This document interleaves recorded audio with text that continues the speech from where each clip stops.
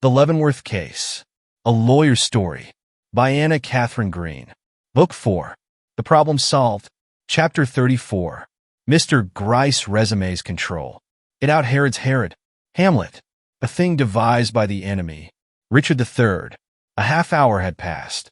The train upon which I had every reason to expect Mr. Gryce had arrived, and I stood in the doorway, awaiting with indescribable agitation the slow and labored approach of the motley group of men and women whom I had observed leave the depot at the departure of the cars. Would he be among them? Was the telegram of a nature peremptory enough to make his presence here, sick as he was, an absolute certainty? The written confession of Hannah throbbing against my heart, a heart all elation now, as but a short half-hour before it had been all doubt and struggle, seemed to rustle distrust, and the prospect of a long afternoon spent in impatience was rising before me, when a portion of the advancing crowd turned off into a side street, and I saw the form of Mr. Gryce hobbling, not on two sticks, but very painfully on one, coming slowly down the street. His face, as he approached, was a study. Well, he exclaimed, as we met at the gate. This is a pretty how-d'ye-do, I must say. Hannah, and everything turned topsy-turvy. Humph! And what do you think of Mary Leavenworth now? It would therefore seem natural, in the conversation which followed his introduction into the house and installment in Mrs. Belden's parlor, that I should begin my narration by showing him Hannah's confession. But it was not so. Whether it was that I felt anxious to have him go through the same alternations of hope and fear it had been my lot to experience since I came to R, or whether, in the depravity of human nature, there lingered within me sufficient resentment for the persistent disregard he had always paid to my suspicions of Henry Clavering to make it a matter of moment to me to spring this knowledge upon him just at the instant his own convictions seemed to have reached the point of absolute certainty. I cannot say. Enough that it was not till I had given him a full account of every other matter connected with my stay in this house, not till I saw his eye beaming and his lip quivering with the excitement incident upon the perusal of the letter from Mary, found in Mrs. Belden's pocket. Not, indeed, until I became assured from such expressions as tremendous, the deepest game of the season, nothing like it since the Lafarge affair, that in another moment he would be uttering some theory or belief that once heard would forever stand like a barrier between us, did I allow myself to hand him the letter I had taken from under the dead body of Hannah. I shall never forget his expression as he received it. "Good heavens!" cried he. "What's this?" "A dying confession of the girl Hannah. I found it lying in her bed when I went up a half hour ago to take a second look at her." Opening it, he glanced over it with an incredulous air that speedily, however, turned to one of the utmost astonishment, as he hastily perused it, and then stood turning it over and over in his hand, examining it. "A remarkable piece of evidence," I observed, not without a certain feeling of triumph. "Quite changes the aspect of affairs." "Think so?" he sharply retorted. Then, whilst I stood staring at him in amazement, his manner was so different from what I expected, looked up and said, "You tell me that you found this in her bed." "Whereabouts in her bed?" "Under the body of the girl herself," I returned. "I saw one corner of it protruding from beneath her shoulders, and drew it out." He came and stood before me. "Was it folded or open when you first looked at it?" "Folded, fastened up in this envelope," showing it to him. He took it, looked at it for a moment, and went on with his questions. "This envelope has a very crumpled appearance, as well as the letter itself. Were they so when you found them?" "Yes, not only so, but doubled up as you see." "Doubled up? You were sure of that?" "Folded, sealed, and then doubled up as if her body had rolled across it while alive." "Yes." "No trickery about it? No look as if the thing had been insinuated there since her death?" "Not at all.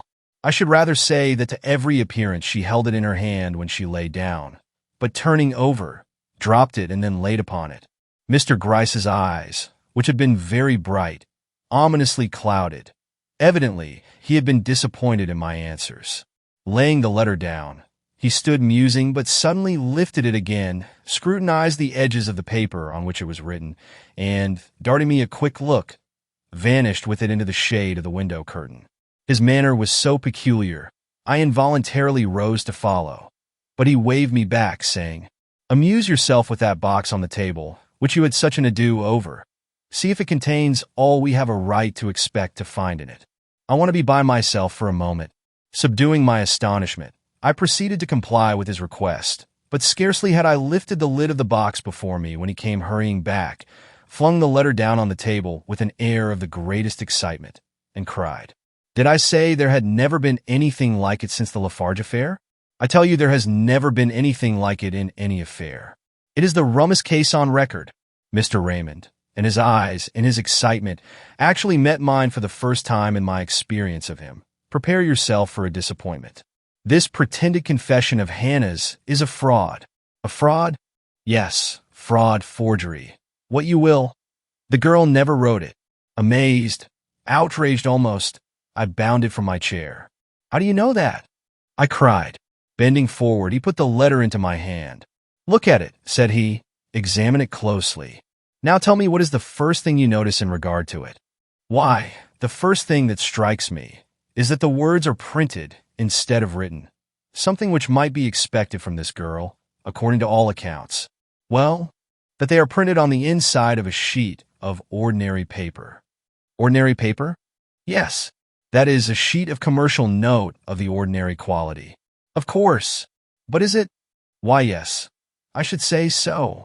Look at the lines." "What of them?" "Oh, I see. They run up close to the top of the page. Evidently the scissors have been used here. In short, it is a large sheet, trimmed down to the size of commercial note?" "Yes. And is that all you see?" "All but the words. Don't you perceive what has been lost by means of this trimming down?" "No, unless you mean the manufacturer's stamp in the corner." Mr. Gryce's glance took meaning. "But I don't see why the loss of that should be deemed a matter of any importance." "Don't you?" "Not when you consider that by it we seem to be deprived of all opportunity of tracing this sheet back to the quire of paper from which it was taken." "No." "Humph. Then you are more of an amateur than I thought you. Don't you see that, as Hannah could have had no motive for concealing where the paper came from on which she wrote her dying words, this sheet must have been prepared by someone else?" "No," said I. "I cannot say that I see all that." "Can't? Well then, answer me this. Why should Hannah, a girl about to commit suicide, care whether any clue was furnished in her confession to the actual desk, drawer, or quire of paper from which the sheet was taken, on which she wrote it? She wouldn't. Yet especial pains have been taken to destroy that clue. But then there is another thing. Read the confession itself, Mr. Raymond, and tell me what you gather from it." "Why," said I, after complying, "that the girl, worn out with constant apprehension, has made up her mind to do away with herself, and that Henry Clavering—" "Henry Clavering?" The interrogation was put with so much meaning. I looked up. "Yes," said I. "Ah, I didn't know that Mr. Clavering's name was mentioned there. Excuse me, his name is not mentioned, but a description is given so strikingly in accordance." Here Mr. Gryce interrupted me. "Does it not seem a little surprising to you that a girl like Hannah should have stopped to describe a man she knew by name?" I started. "It was unnatural, surely. You believe Mrs. Belden's story, don't you?" "Yes." "Consider her accurate in her relation of what took place here a year ago?" "I do." "Must believe, then, that Hannah, the go-between, was acquainted with Mr. Clavering and with his name?" "Undoubtedly." "Then why didn't she use it? If her intention was, as she here professes, to save Eleanor Leavenworth from the false imputation which had fallen upon her, she would naturally take the most direct method of doing it. This description of a man whose identity she could have at once put beyond a doubt by the mention of his name is the work, not of a poor, ignorant girl, but of some person who, in attempting to play the role of one, has signally failed. But that is not all.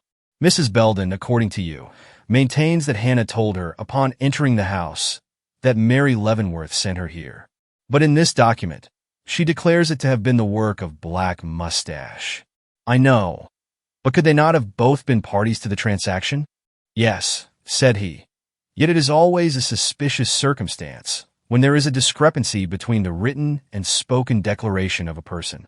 But why do we stand here fooling, when a few words from this Mrs. Belden you talk so much about will probably settle the whole matter?" "A few words from Mrs. Belden," I repeated. "I have had thousands from her today, and find the matter no nearer settled than in the beginning. "You have had," said he, "but I have not.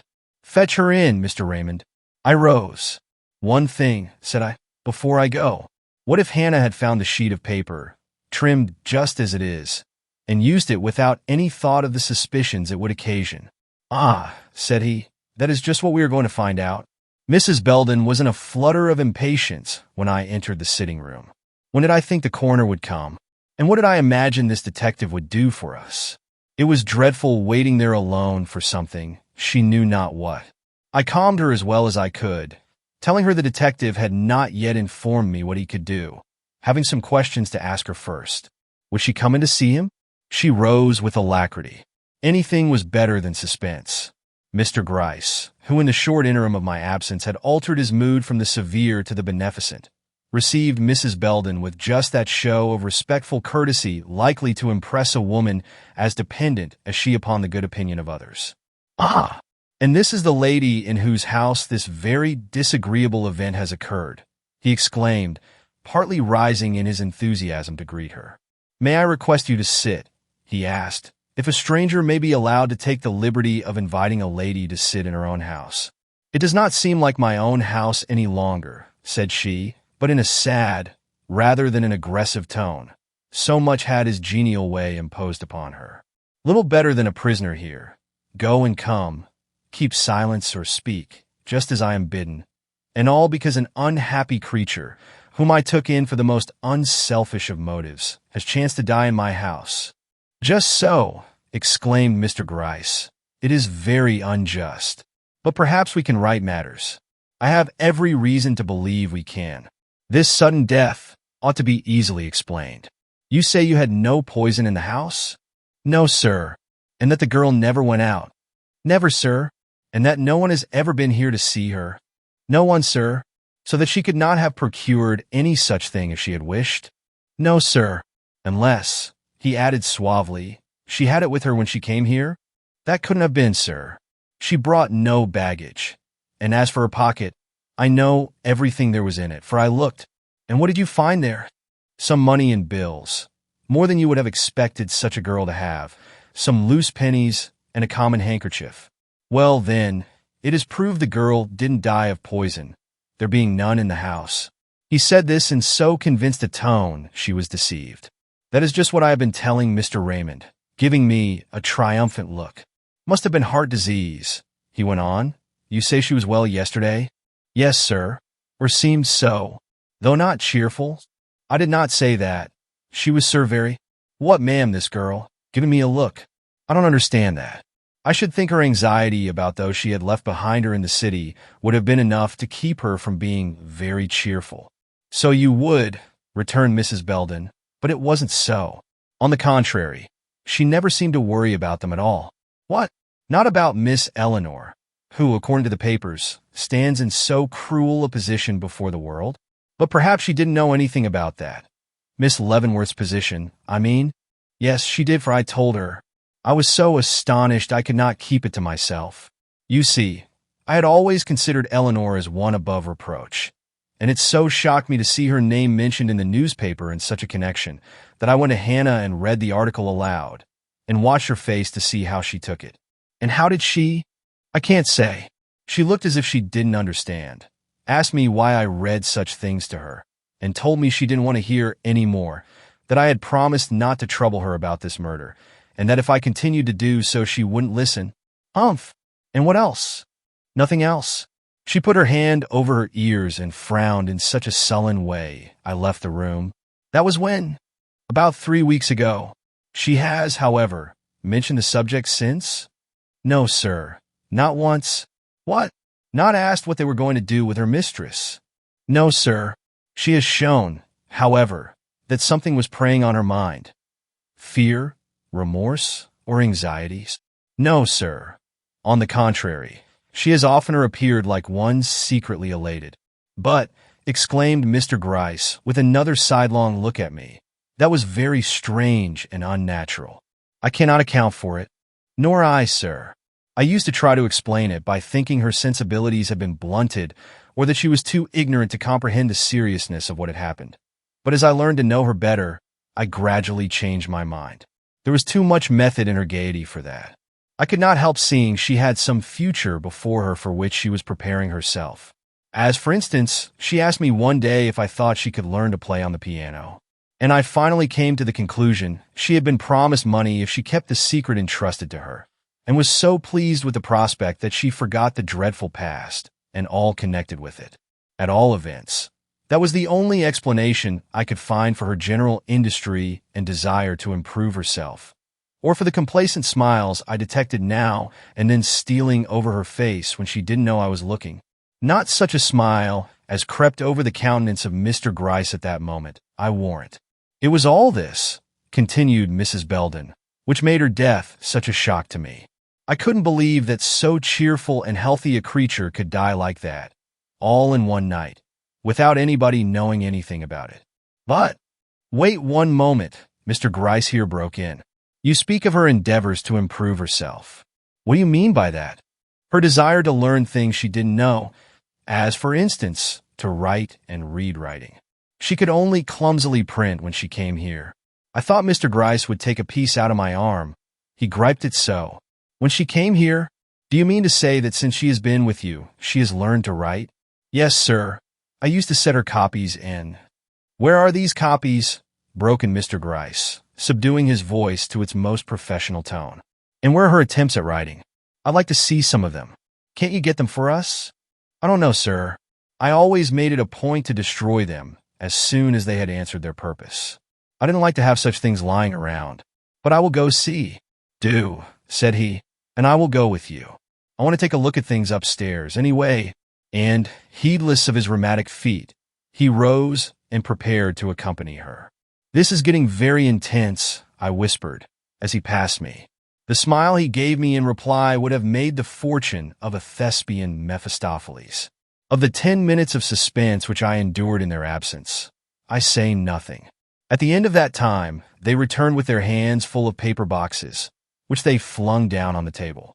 The writing paper of the household, observed Mr. Gryce, every scrap and half-sheet which could be found. But, before you examine it, look at this. And he held out a sheet of bluish foolscap, on which were written some dozen imitations of that time-worn copy. Be good, and you will be happy. With an occasional beauty soon fades, and evil communications corrupt good manners. What do you think of that? Very neat and very legible. That is Hannah's latest. The only specimens of her writing to be found. Not much like some scrawls we have seen, No. Mrs. Belden says this girl has known how to write as good as this for more than a week. Took great pride in it, and was continually talking about how smart she was. Leaning over, he whispered in my ear, This thing you have in your hand must have been scrawled some time ago, if she did it. Then aloud, But let us look at the paper she used to write on. Dashing open the covers of the boxes on the table, he took out the loose sheets lying inside and scattered them out before me. One glance showed they were all of an utterly different quality from that used in the confession. This is all the paper in the house, said he. Are you sure of that? I asked, looking at Mrs. Belden, who stood in a sort of maze before us.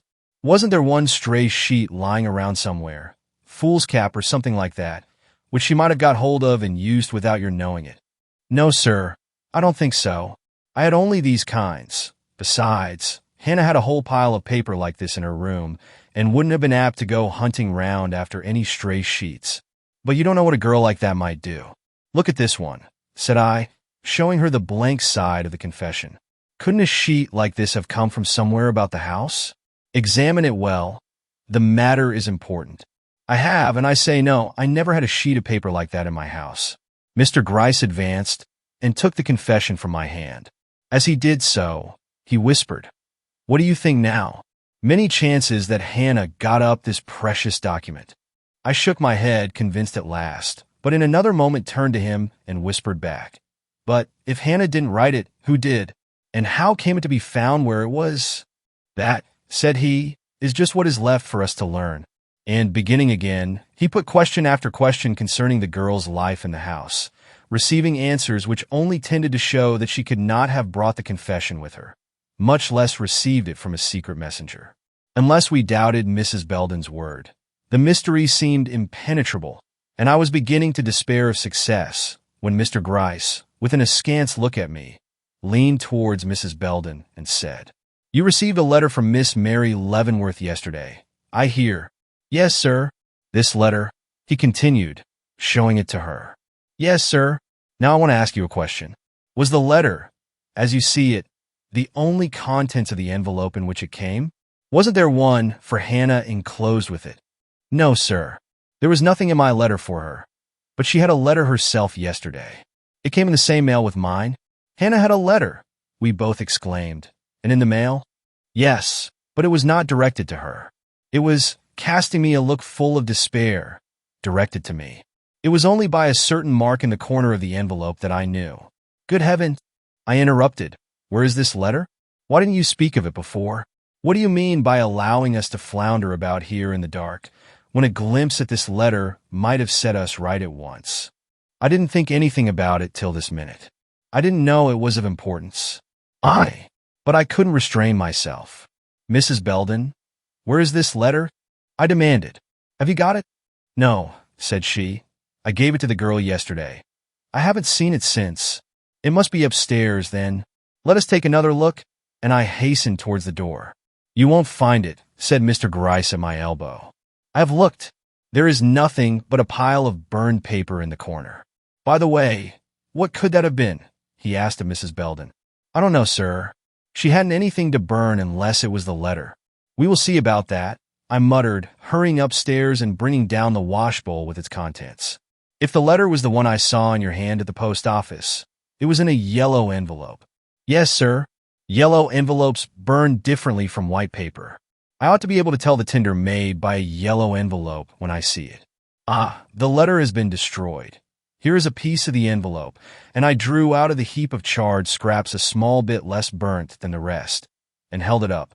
"Then there is no use looking here for what the letter contained," said Mr. Gryce, putting the washbowl aside. "We will have to ask you, Mrs. Belden." "But I don't know. It was directed to me, to be sure, but Hannah told me, when she first requested me to teach her how to write, that she expected such a letter, so I didn't open it when it came, but gave it to her just as it was. You, however, stayed by to see her read it?" "No, sir. I was in too much of a flurry. Mr. Raymond had just come, and I had no time to think of her. My own letter, too, was troubling me. But you surely asked her some questions about it before the day was out?" "Yes, sir, when I went up with her tea things, but she had nothing to say. Hannah could be as reticent as anyone I ever knew when she pleased. She didn't even admit it was from her mistress." "Then you thought it was from Miss Leavenworth?" "Why, yes, sir. What else was I to think, seeing that mark in the corner? Though, to be sure, it might have been put there by Mr. Clavering," she thoughtfully added. "You say she was cheerful yesterday. Was she so after receiving this letter?" "Yes, sir, as far as I could see. I wasn't with her long. The necessity I felt of doing something with the box in my charge. But perhaps Mr. Raymond has told you?" Mr. Gryce nodded. "It was an exhausting evening, and quite put Hannah out of my head, but—" "Wait," cried Mr. Gryce, and beckoning me into a corner, he whispered, "Now comes in that experience of cues.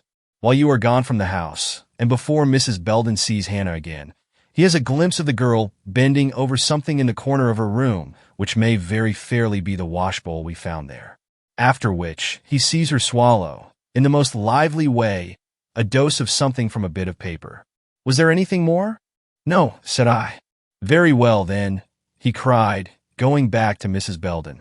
But when I went upstairs to bed, I thought of the girl, and going to her door opened it. The light was extinguished, and she seemed asleep, so I closed it again and came out." "Without speaking?" "Yes, sir." "Did you notice how she was lying?" "Not particularly.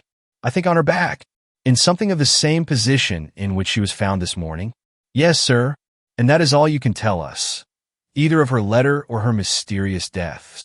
"All, sir." Mr. Gryce straightened himself up.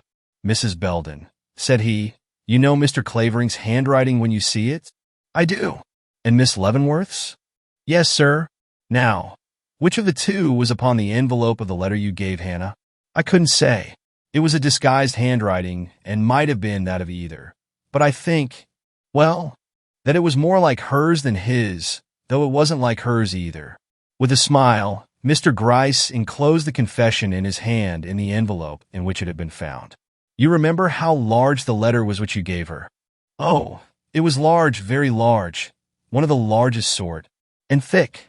Oh yes, thick enough for 2 letters, large enough and thick enough to contain this, laying the confession, folded and enveloped as it was, before her.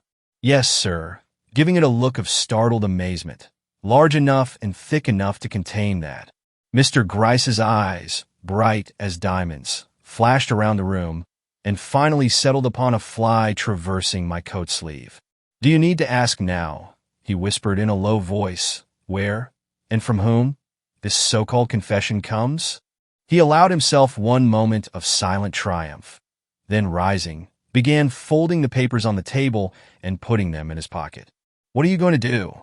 I asked, hurriedly approaching. He took me by the arm and led me across the hall into the sitting room. I'm going back to New York. I'm going to pursue this matter. I'm going to find out from whom came the poison which killed this girl, and by whose hand this vile forgery of a confession was written. But, said I, rather thrown off my balance by all this, Q in the corner will be here presently. Won't you wait to see them? No. Clues such as are given here must be followed while the trail is hot. I can't afford to wait. If I am not mistaken, they have already come, I remarked, as a tramping of feet without announced that someone stood at the door.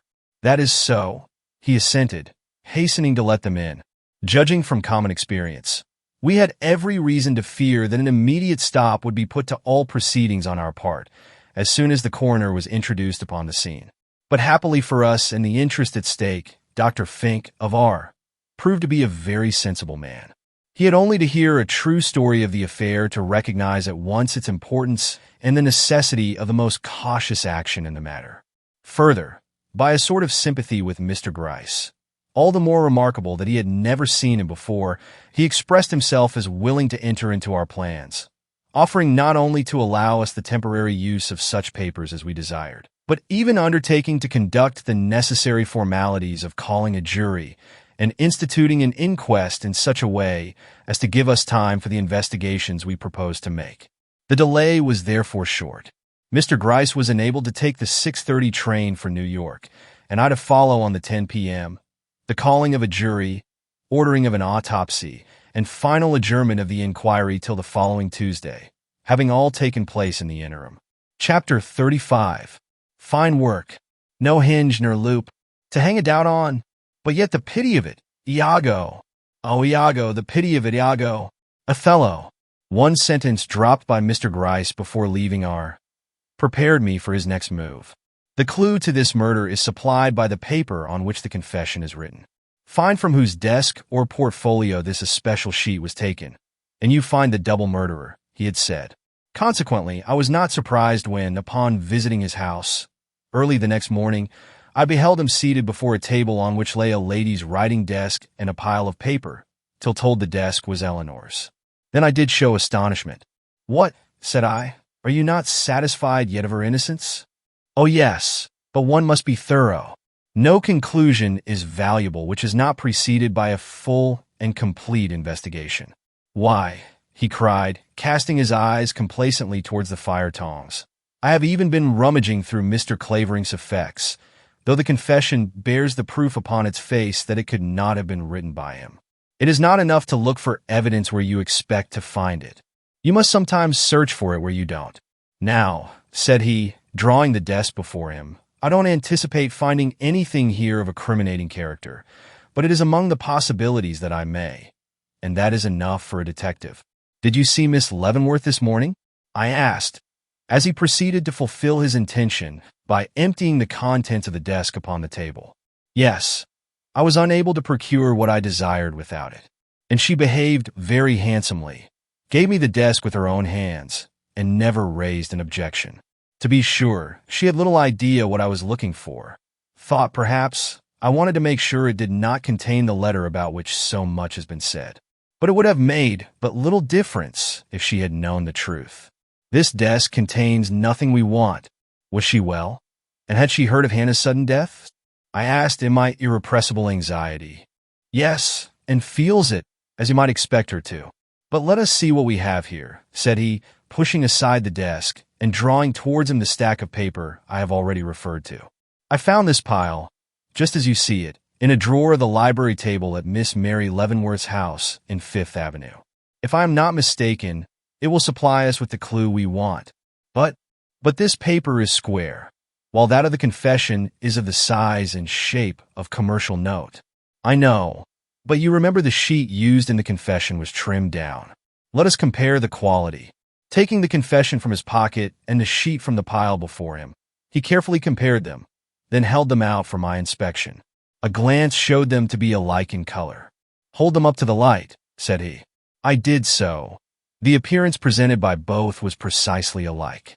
"Now, let us compare the ruling." And, laying them both down on the table, he placed the edges of the two sheets together. The lines on the one accommodated themselves to the lines on the other, and that question was decided. His triumph was assured. "I was convinced of it," said he. "From the moment I pulled open that drawer and saw this mass of paper, I knew the end was come.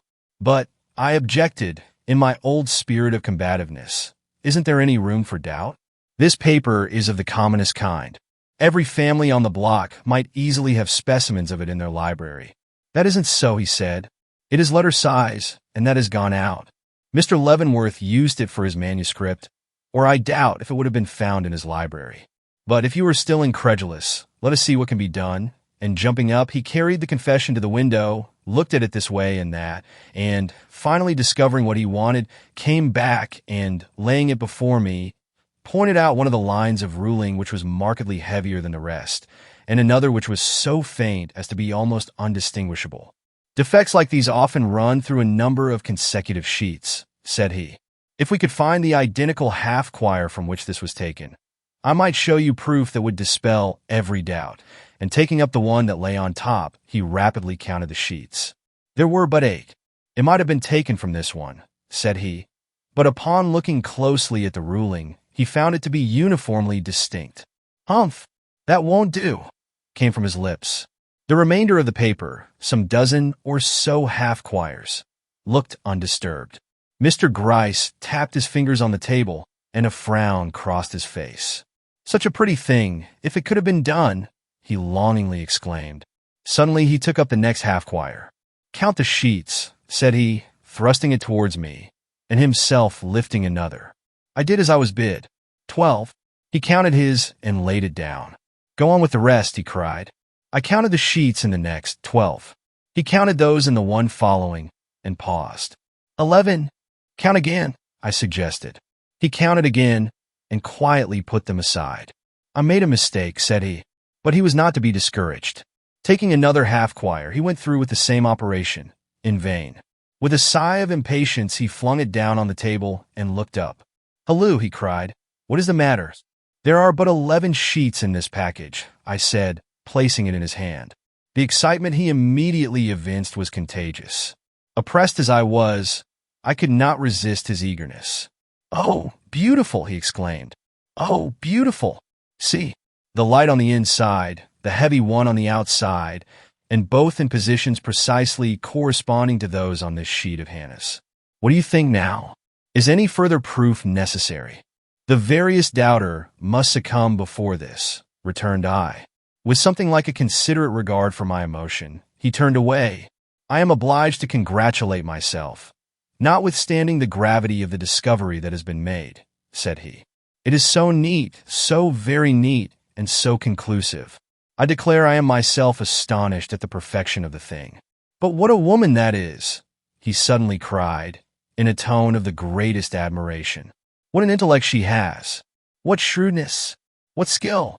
I declare it is almost a pity to entrap a woman who has done as well as this."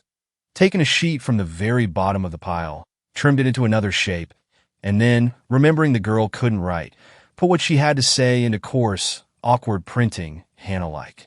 Splendid, or would have been, if any other man than myself had had this thing in charge. And all animated and glowing with his enthusiasm, he eyed the chandelier above him as if it were the embodiment of his own sagacity. Sunk in despair, I let him go on. Could she have done any better? He now asked. Watched, circumscribed as she was, could she have done any better? I hardly think so. The fact of Hannah's having learned to write after she left here was fatal. No, she could not have provided against that contingency. Mr. Gryce, I here interposed, unable to endure this any longer. Did you have an interview with Miss Mary Leavenworth this morning? No, said he. It was not in the line of my present purpose to do so. I doubt, indeed, if she knew I was in her house. A servant maid who has a grievance is a very valuable assistant to a detective. With Molly at my side, I didn't need to pay my respects to the mistress. Mr. Gryce, I asked, after another moment of silent self-congratulation on his part and of desperate self-control on mine, what do you propose to do now? You have followed your clue to the end and are satisfied. Such knowledge as this is the precursor of action. Humph! We will see, he returned, going to his private desk and bringing out the box of papers which we had no opportunity of looking at while in our. First, let us examine these documents and see if they do not contain some hint which may be of service to us. And taking out the dozen or so loose sheets which had been torn from Eleanor's diary, he began turning them over. While he was doing this, I took occasion to examine the contents of the box. I found them to be precisely what Mrs. Belden had led me to expect. A certificate of marriage between Mary and Mr. Clavering, and a half-dozen or more letters. While glancing over the former, a short exclamation from Mr. Gryce startled me into looking up. "What is it?" I cried. He thrust into my hand the leaves of Eleanor's diary. "Read," said he. "Most of it is a repetition of what you have already heard from Mrs. Belden, though given from a different standpoint. But there is one passage in it which, if I am not mistaken, opens up the way to an explanation of this murder, such as we have not had yet. Begin at the beginning. You won't find it dull." Dull! Eleanor's feelings and thoughts during that anxious time dull. Mustering up my self-possession, I spread out the leaves in their order and commenced. "R. July 6th. 2 days after they got there, you perceive," Mr. Gryce explained. "A gentleman was introduced to us today upon the piazza, whom I cannot forbear mentioning. First, because he is the most perfect specimen of manly beauty I ever beheld, and secondly, because Mary, who is usually so voluble where gentlemen are concerned, had nothing to say when, in the privacy of our own apartment, I questioned her as to the effect his appearance and conversation had made upon her. The fact that he is an Englishman may have something to do with this, Uncle's antipathy to everyone of that nation being as well known to her as to me. But somehow I cannot feel satisfied of this. Her experience with Charlie Somerville has made me suspicious. What if the story of last summer were to be repeated here, with an Englishman for the hero? But I will not allow myself to contemplate such a possibility. Uncle will return in a few days, and then all communication with one who, however prepossessing, is of a family and race with whom it is impossible for us to unite ourselves, must of necessity cease. I doubt if I should have thought twice of all this if Mr. Clavering had not betrayed, upon his introduction to Mary, such intense and unrestrained admiration. July 8th. The old story is to be repeated. Mary not only submits to the attentions of Mr. Clavering, but encourages them. Today she sat 2 hours at the piano singing over to him her favorite songs. And tonight, but I will not put down every trivial circumstance that comes under my observation. It is unworthy of me. And yet, how can I shut my eyes when the happiness of so many I love is at stake? July 11th. If Mr. Clavering is not absolutely in love with Mary, he is on the verge of it. He is a very fine-looking man, and too honorable to be trifled with in this reckless fashion. July 13th. Mary's beauty blossoms like the rose. She was absolutely wonderful tonight in scarlet and silver. I think her smile the sweetest I ever beheld, and in this I am sure Mr. Clavering passionately agrees with me. He never looked away from her tonight. But it is not so easy to read her heart. To be sure, she appears anything but indifferent to his fine appearance, strong sense, and devoted affection. But did she not deceive us into believing she loved Charlie Somerville? In her case, blush and smile go for little, I fear. Would it not be wiser under the circumstances to say, I hope? July 17th. Oh, my heart! Mary came into my room this evening and absolutely startled me by falling at my side and burying her face in my lap. "Oh, Eleanor, Eleanor," she murmured, quivering with what seemed to me very happy sobs. But when I strove to lift her head to my breast, she slid from my arms, and drawing herself up into her old attitude of reserved pride, raised her hand as if to impose silence, and haughtily left the room. There is but one interpretation to put upon this. Mr. Clavering has expressed his sentiments, and she is filled with that reckless delight which in its first flush makes one insensible to the existence of barriers which have hitherto been deemed impassable. When will Uncle come? July 18th. Little did I think when I wrote the above that Uncle was already in the house. He arrived unexpectedly on the last train and came into my room just as I was putting away my diary. Looking a little careworn, he took me in his arms and then asked for Mary. I dropped my head and could not help stammering as I replied that she was in her own room. Instantly his love took alarm, and leaving me, he hastened to her apartment, where I afterwards learned he came upon her sitting abstractedly before her dressing table with Mr. Clavering's family ring on her finger. I do not know what followed. An unhappy scene, I fear, for Mary is ill this morning, and Uncle exceedingly melancholy and stern. Afternoon. We are an unhappy family. Uncle not only refuses to consider for a moment the question of Mary's alliance with Mr. Clavering, but even goes so far as to demand his instant and unconditional dismissal. The knowledge of this came to me in the most distressing way. Recognizing the state of affairs, but secretly rebelling against a prejudice which seemed destined to separate two persons otherwise fitted for each other, I sought Uncle's presence this morning after breakfast, and attempted to plead their cause. But he almost instantly stopped me with the remark, "You are the last one, Eleanor, who should seek to promote this marriage." Trembling with apprehension, I asked him why. "For the reason that by so doing you work entirely for your own interest." More and more troubled, I begged him to explain himself.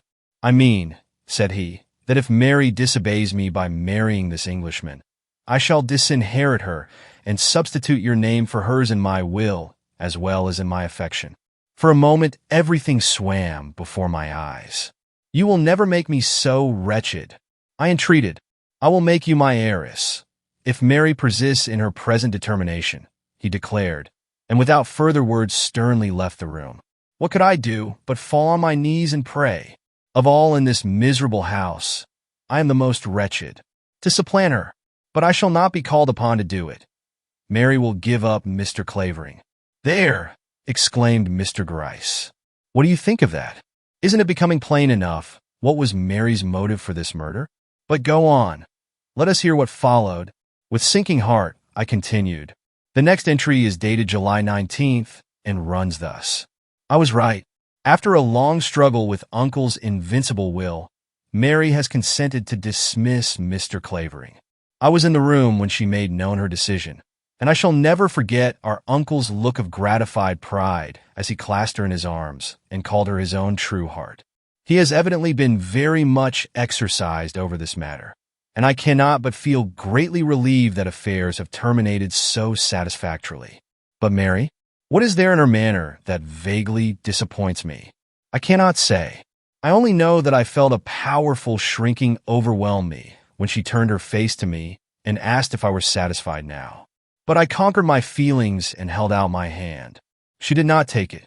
July 26th. How long the days are!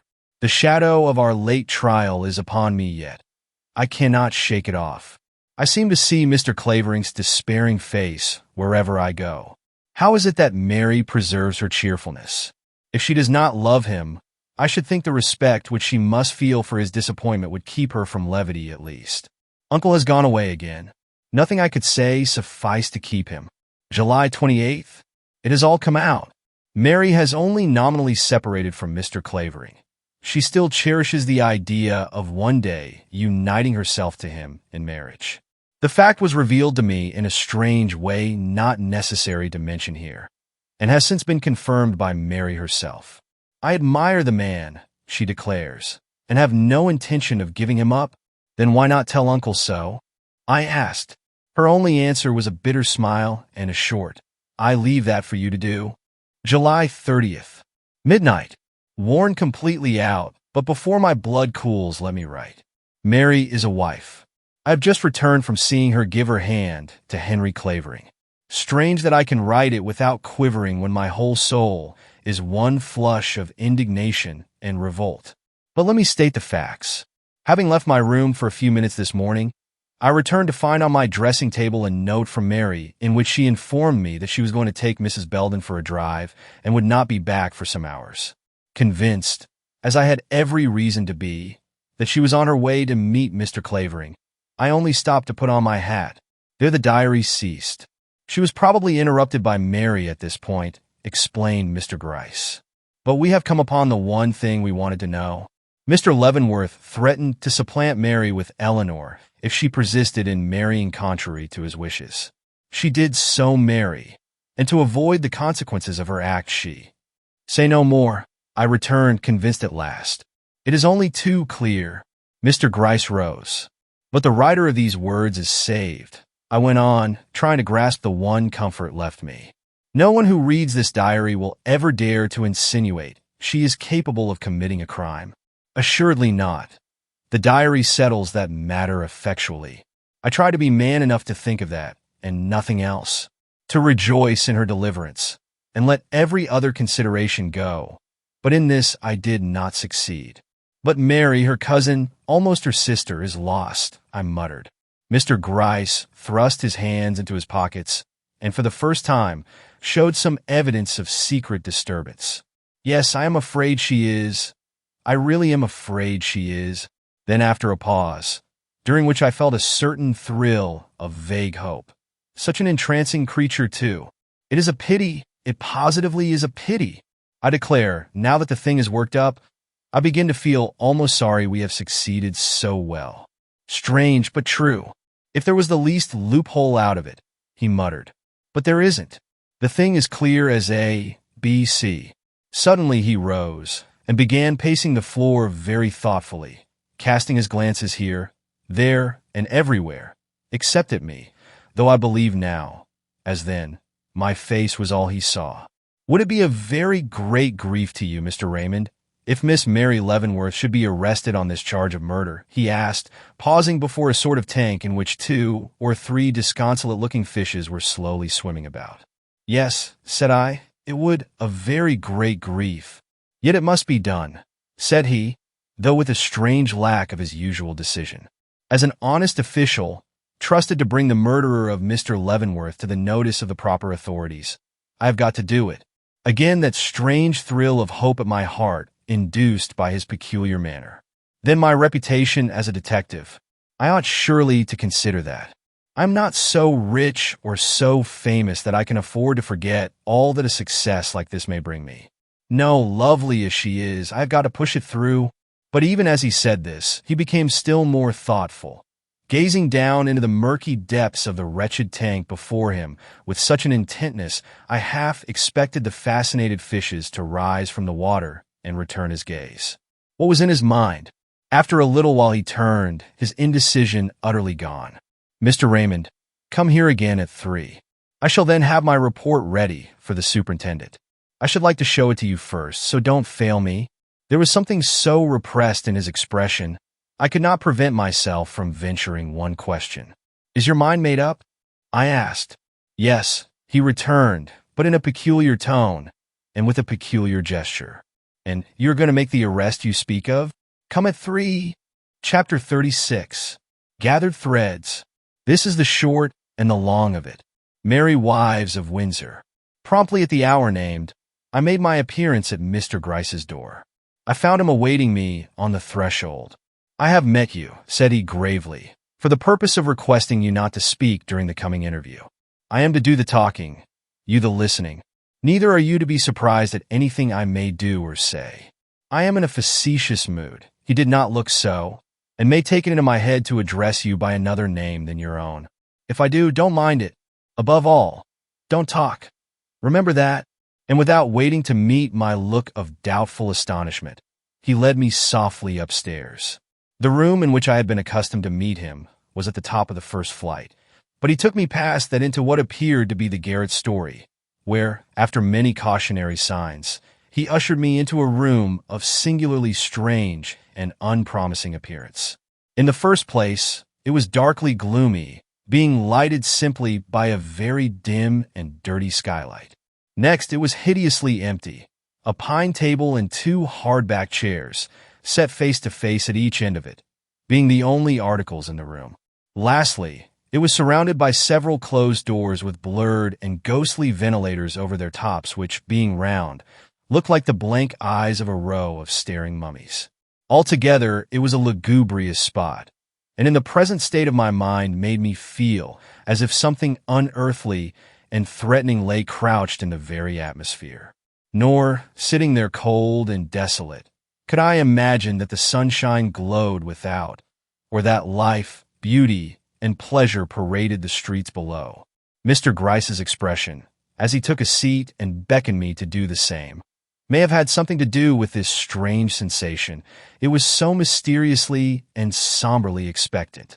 "You'll not mind the room," said he, in so muffled a tone I scarcely heard him. "It's an awful lonesome spot, I know, but folks with such matters before them mustn't be too particular as to the places in which they hold their consultations, if they don't want all the world to know as much as they do. Smith," and he gave me an admonitory shake of his finger, while his voice took a more distinct tone, "I have done the business. The reward is mine.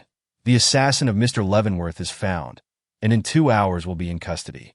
Do you want to know who it is?" Leaning forward with every appearance of eagerness in tone and expression. I stared at him in great amazement. Had anything new come to light? Any great change taken place in his conclusions? All this preparation could not be for the purpose of acquainting me with what I already knew. Yet, he cut short my conjectures with a low, expressive chuckle. "It was a long chase, I tell you," raising his voice still more. "A tight go, a woman in the business too. But all the women in the world can't pull the wool over the eyes of Ebenezer Gryce when he is on a trail, and the assassin of Mr. Leavenworth, and here his voice became actually shrill in his excitement, and of Hannah Chester is found. Hush, he went on, though I had neither spoken nor made any move. You didn't know Hannah Chester was murdered. Well, she wasn't in one sense of the word, but in another she was, and by the same hand that killed the old gentleman. How do I know this? Look here. This scrap of paper was found on the floor of her room. It had a few particles of white powder sticking to it. Those particles were tested last night and found to be poison. But you say the girl took it herself, that she was a suicide. You are right, she did take it herself, and it was a suicide. But who terrified her into this act of self-destruction? Why, the one who had the most reason to fear her testimony, of course. But the proof, you say. Well, sir, this girl left a confession behind her, throwing the onus of the whole crime on a certain party believed to be innocent. This confession was a forged one, known from 3 facts. First, that the paper upon which it was written was unobtainable by the girl in the place where she was.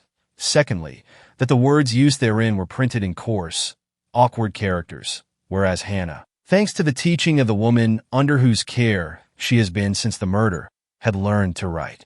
Very well. Thirdly, that the story told in the confession does not agree with the one related by the girl herself.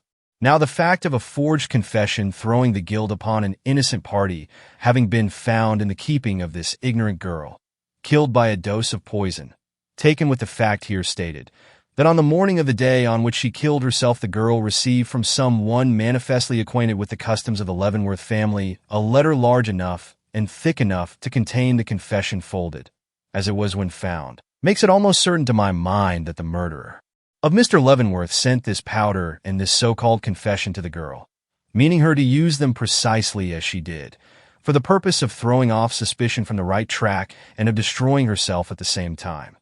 For, as you know, dead men tell no tales. He paused and looked at the dingy skylight above us. Why did the air seem to grow heavier and heavier? Why did I shudder in vague apprehension? I knew all this before. Why did it strike me then as something new? But who was this? You ask. Ah, that is the secret. That is the bit of knowledge which is to bring me fame and fortune. But secret or not, I don't mind telling you, lowering his voice and rapidly raising it again. The fact is, I can't keep it to myself. It burns like a new dollar in my pocket. Smith, my boy, the murderer of Mr. Leavenworth. But stay, who does the world say it is? Whom do the papers point at and shake their heads over? A woman. A young, beautiful, bewitching woman. Ha ha ha. The papers are right. It is a woman. Young, beautiful, and bewitching too. But what one? Ah, that's the question. There is more than one woman in this affair. Since Hannah's death, I have heard it openly advanced that she was the guilty party in the crime. Bah! Others cry it is the niece who was so unequally dealt with by her uncle in his will. Bah! Again! But folks are not without some justification for this latter assertion. Eleanor Leavenworth did no more of this matter than appeared. Worse than that, Eleanor Leavenworth stands in a position of positive peril today. If you don't think so, let me show you what the detectives have against her. First, there is the fact that a handkerchief, with her name on it, was found stained with pistol grease upon the scene of murder, a place which she explicitly denies having entered for 24 hours previous to the discovery of the dead body. Secondly, the fact that she not only evinced terror when confronted with this bit of circumstantial evidence, but manifested a decided disposition, both at this time and others, to mislead inquiry, shirking a direct answer to some questions and refusing all answer to others. Thirdly, that an attempt was made by her to destroy a certain letter evidently relating to this crime. Fourthly, that the key to the library door was seen in her possession. All this, taken with the fact that the fragments of the letter which this same lady attempted to destroy within an hour after the inquest were afterwards put together, and were found to contain a bitter denunciation of one of Mr. Leavenworth's nieces, by a gentleman we will call X in other words, an unknown quantity, makes out a dark case against you, especially as after investigations revealed the fact that a secret underlay the history of the Leavenworth family, that unknown to the world at large, and Mr. Leavenworth in particular, a marriage ceremony had been performed a year before in a little town called F, between a Miss Leavenworth and this same X. That, in other words, the unknown gentleman who, in the letter partly destroyed by Miss Eleanor Leavenworth, complained to Mr. Leavenworth of the treatment received by him from one of his nieces, was in fact the secret husband of that niece. And that, moreover, this same gentleman, under an assumed name, called on the night of the murder at the house of Mr. Leavenworth and asked for Miss Eleanor. Now you see, with all this against her, Eleanor Leavenworth is lost if it cannot be proved, first, that the articles testifying against her, viz., the handkerchief, letter, and key, passed after the murder through other hands, before reaching hers, and secondly, that someone else had even a stronger reason than she for desiring Mr. Leavenworth's death at this time. Smith, my boy, both of these hypotheses have been established by me. By dint of mulling into old secrets and following unpromising clues, I have finally come to the conclusion that not Eleanor Leavenworth, dark as are the appearances against her, but another woman, beautiful as she and fully as interesting, is the true criminal. In short, that her cousin, the exquisite Mary, is the murderer of Mr. Leavenworth, and by inference of Hannah Chester also.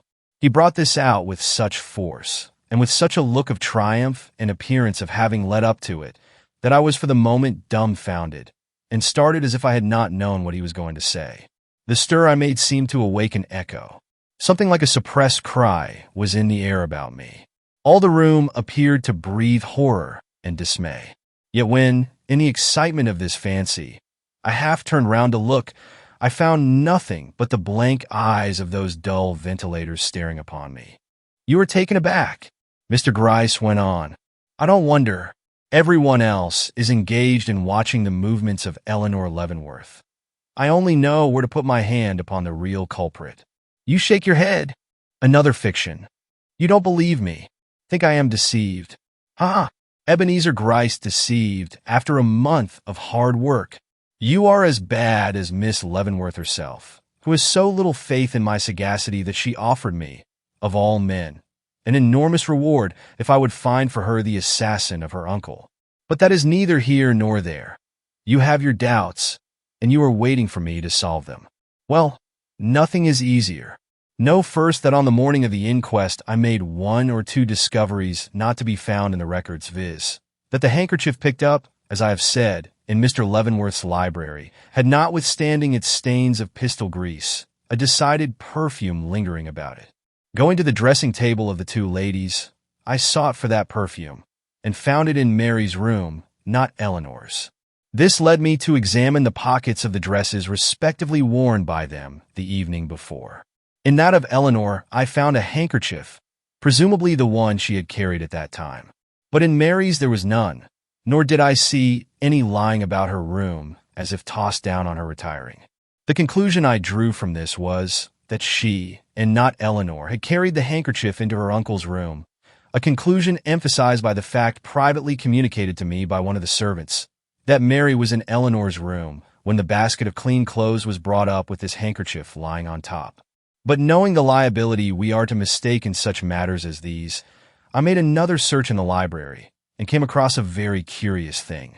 Lying on the table was a penknife, and scattered on the floor beneath, in close proximity to the chair, were 2 or 3 minute portions of wood freshly chipped off from the leg of the table, all of which looked as if someone of a nervous disposition had been sitting there, whose hand in a moment of self-forgetfulness had caught up the knife and unconsciously whittled the table. A little thing, you say, but when the question is which of 2 ladies, one of a calm and self-possessed nature, the other restless in her ways and excitable in her disposition, was in a certain spot at a certain time, it is these little things that become almost deadly in their significance. No one who has been with these 2 women an hour can hesitate as to whose delicate hand made that cut in Mr. Leavenworth's library table. But we are not done. I distinctly overheard Eleanor accuse her cousin of this deed. Now such a woman as Eleanor Leavenworth has proved herself to be never would accuse a relative of crime without the strongest and most substantial reasons.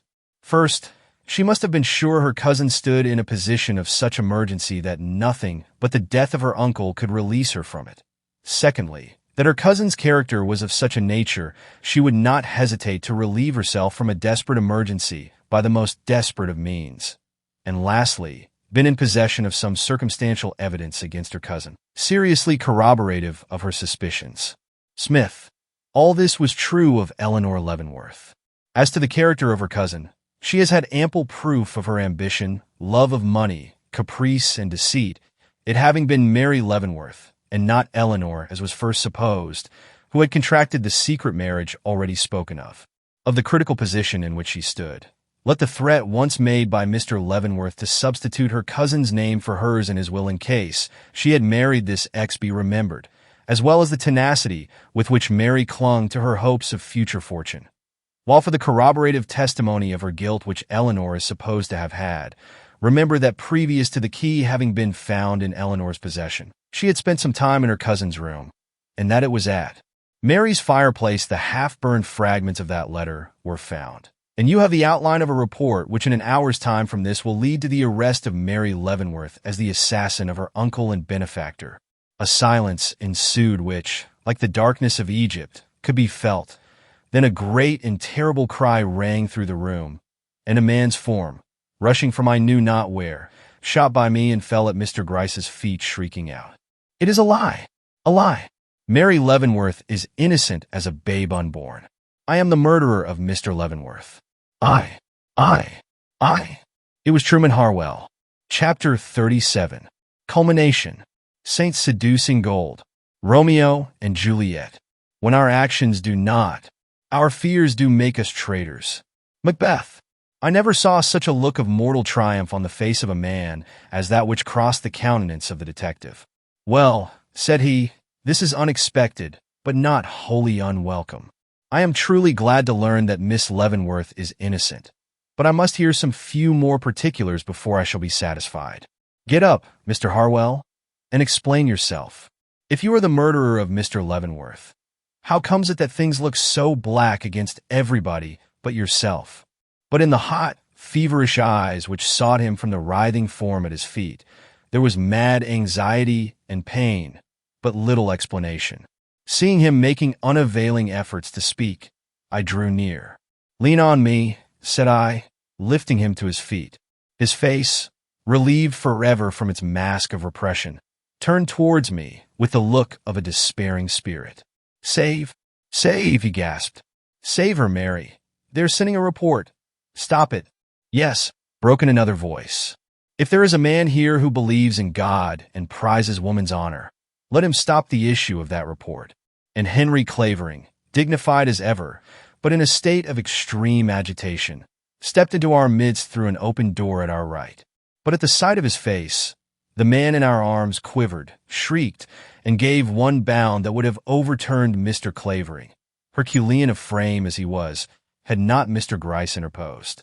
"Wait," he cried, and holding back the secretary with one hand. Where was his rheumatism now? He put the other in his pocket and drew thence a document which he held up before Mr. Clavering.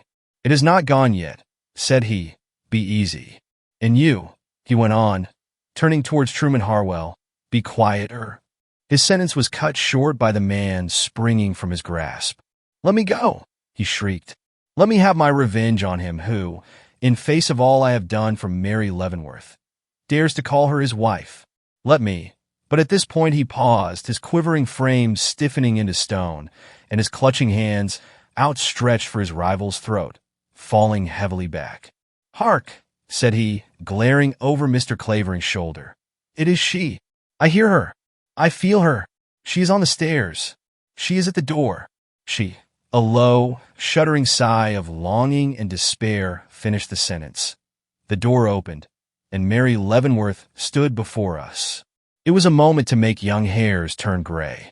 To see her face, so pale, so haggard, so wild in its fixed horror, turn towards Henry Clavering, to the utter ignoring of the real actor in this most horrible scene. Truman Harwell could not stand it. Ah, he cried. "Look at her! Cold, cold. Not one glance for me, though I have just drawn the halter from her neck and fastened it about my own." And, breaking from the clasp of the man who in his jealous rage would now have withheld him, he fell on his knees before Mary, clutching her dress with frenzied hands. "You shall look at me," he cried. "You shall listen to me. I will not lose body and soul for nothing. Mary, they said you were in peril. I could not endure that thought, so I uttered the truth. Yes, though I knew what the consequence would be.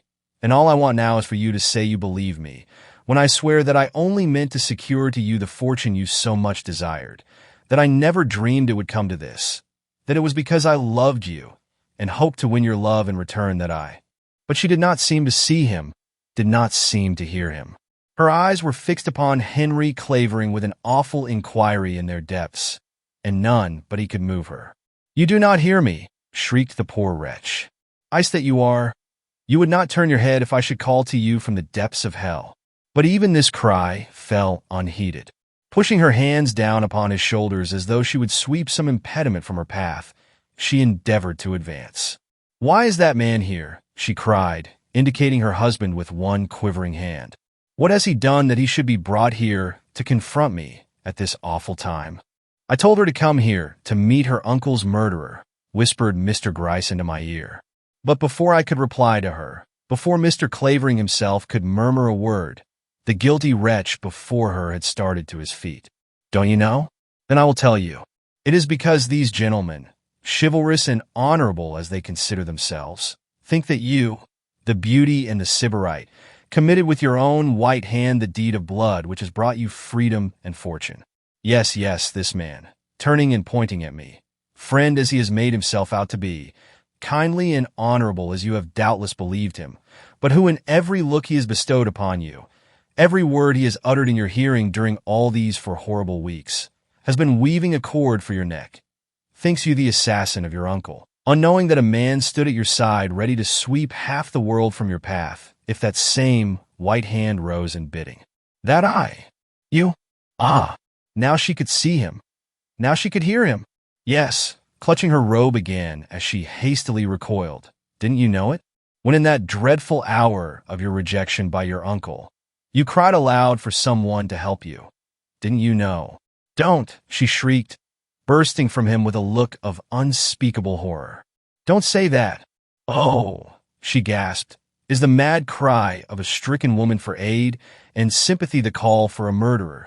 And turning away in horror, she moaned, "Who that ever looks at me now will forget that a man, such a man, dared to think that, because I was in mortal perplexity, I would accept the murder of my best friend as a relief from it." Her horror was unbounded. "Oh, what a chastisement for folly," she murmured. "What a punishment for the love of money, which has always been my curse." Henry Clavering could no longer restrain himself. Leaping to her side, he bent over her. Was it nothing but folly, Mary? Are you guiltless of any deeper wrong? Is there no link of complicity between you two? Have you nothing on your soul but an inordinate desire to preserve your place in your uncle's will, even at the risk of breaking my heart and wronging your noble cousin? Are you innocent in this matter? Tell me. Placing his hand on her head, he pressed it slowly back and gazed into her eyes. Then, without a word, took her to his breast and looked calmly around him. She is innocent, said he. It was the uplifting of a stifling pall. No one in the room, unless it was the wretched criminal shivering before us, but felt a sudden influx of hope. Even Mary's own countenance caught a glow. "Oh," she whispered, withdrawing from his arms to look better into his face. "And is this the man I have trifled with, injured, and tortured, till the very name of Mary Leavenworth might well make him shudder? Is this he whom I married in a fit of caprice, only to forsake and deny? Henry, do you declare me innocent in face of all you have seen and heard, in face of that moaning, chattering wretch before us, and my own quaking flesh and evident terror, with the remembrance on your heart and in your mind of the letter I wrote you the morning after the murder, in which I prayed you to keep away from me, as I was in such deadly danger the least hint given to the world that I had a secret to conceal would destroy me? Do you, can you, will you, declare me innocent before God and the world?" "I do," said he. A light such as had never visited her face before passed slowly over it.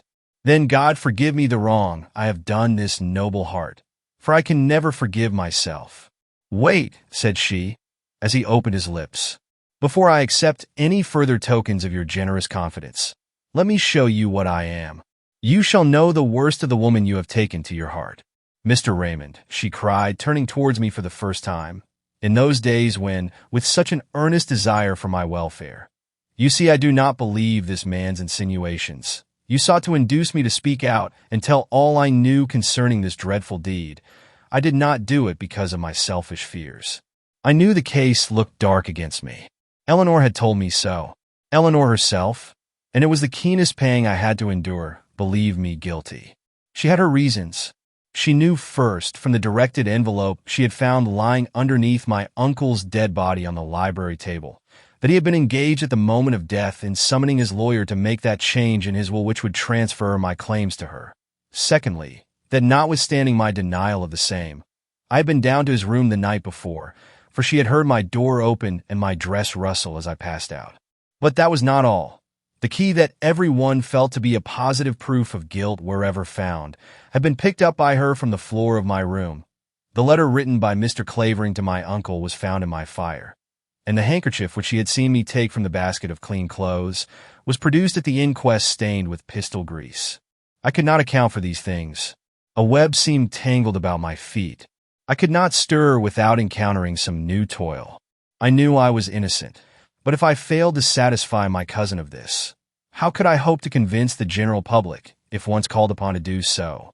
Worse still, if Eleanor, with every apparent motive for desiring long life to our uncle, was held in such suspicion because of a few circumstantial evidences against her, what would I not have to fear if these evidences were turned against me, the heiress? The tone and manner of the juryman at the inquest that asked who would be most benefited by my uncle's will showed, but too plainly. When, therefore, Eleanor, true to her heart's generous instincts, closed her lips and refused to speak when speech would have been my ruin, I let her do it, justifying myself with the thought that she had deemed me capable of crime, and so must bear the consequences. Nor, when I saw how dreadful these were likely to prove, did I relent. Fear of the ignominy, suspense, and danger which confession would entail sealed my lips. Only once did I hesitate. That was when, in the last conversation we had, I saw that, notwithstanding appearances, you believed in Eleanor's innocence, and the thought crossed me you might be induced to believe in mine if I threw myself upon your mercy. But just then Mr. Clavering came, and as in a flash I seemed to realize what my future life would be, stained by suspicion, and instead of yielding to my impulse, went so far in the other direction as to threaten Mr. Clavering with a denial of our marriage if he approached me again till all danger was over. Yes, he will tell you that was my welcome to him when, with heart and brain racked by long suspense, He came to my door for one word of assurance that the peril I was in was not of my own making. That was the greeting I gave him after a year of silence, every moment of which was torture to him. But he forgives me. I see it in his eyes. I hear it in his accents. And you, oh, if in the long years to come you can forget what I have made Eleanor suffer by my selfish fears. If with the shadow of her wrong before you, you can by the grace of some sweet hope think a little less hardly of me do. As for this man, torture could not be worse to me than this standing with him in the same room. Let him come forward and declare if I by look or word have given him reason to believe I understood his passion, much less returned it. Why ask, he gasped. Don't you see it was your indifference which drove me mad? To stand before you, to agonize after you, to follow you with thoughts in every move you made, to know my soul was welded to yours with bands of steel no fire could melt, no force destroy, no strain dissever, to sleep under the same roof, sit at the same table, and yet meet not so much as one look to show me you understood. It was that which made my life a hell. I was determined you should understand. If I had to leap into a pit of flame, you should know what I was and what my passion for you was. And you do. You comprehend it all now. Shrink as you will from my presence. Cower as you may to the weak man you call husband. You can never forget the love of Truman Harwell. Never forget that love, was the force which led me down into your uncle's room that night, and let me to pull the trigger which poured all the wealth you hold this day into your lap. Yes, he went on, towering in his preternatural despair, till even the noble form of Henry Clavering looked dwarfed beside him. Every dollar that chinks from your purse shall talk of me.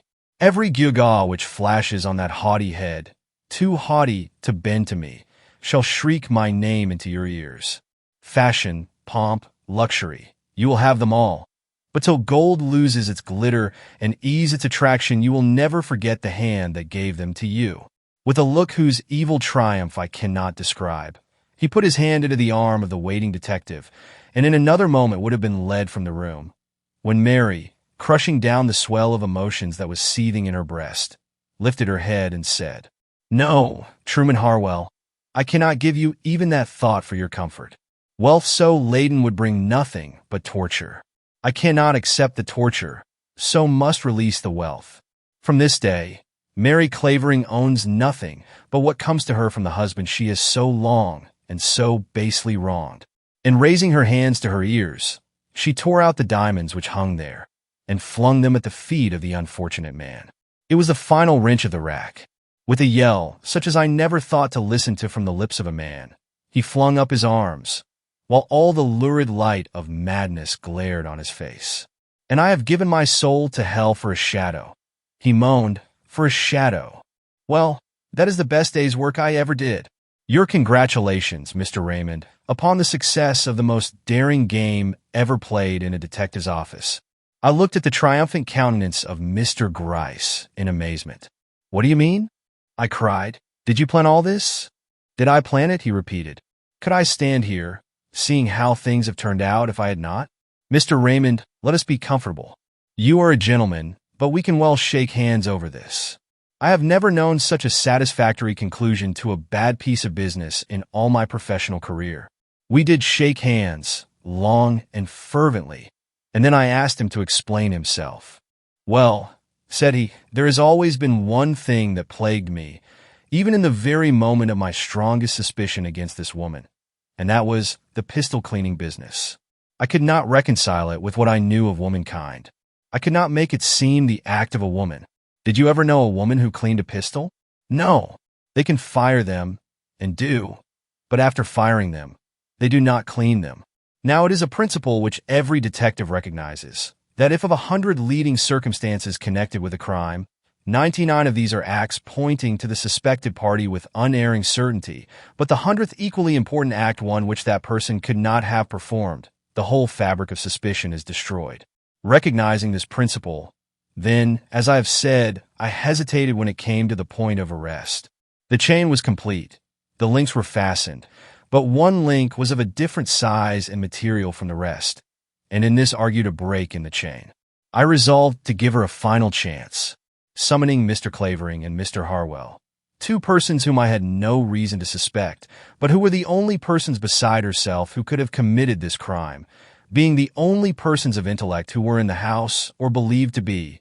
At the time of the murder, I notified them separately that the assassin of Mr. Leavenworth was not only found, but was about to be arrested in my house, and that if they wished to hear the confession which would be sure to follow, they might have the opportunity of doing so by coming here at such an hour. They were both too much interested, though for very different reasons, to refuse, and I succeeded in inducing them to conceal themselves in the 2 rooms from which you saw them issue, knowing that if either of them had committed this deed, he had done it for the love of Mary Leavenworth, and consequently could not hear her charged with crime and threatened with arrest without betraying himself. I did not hope much from the experiment. Least of all did I anticipate that Mr. Harwell would prove to be the guilty man. But live and learn, Mr. Raymond, live and learn. Chapter 38. A full confession. Between the acting of a dreadful thing and the first motion, all the interim is like a phantasma or a hideous dream. The genius and the mortal instruments are then in council, and the state of a man, like to a little kingdom, suffers then. The nature of an insurrection. Julius Caesar.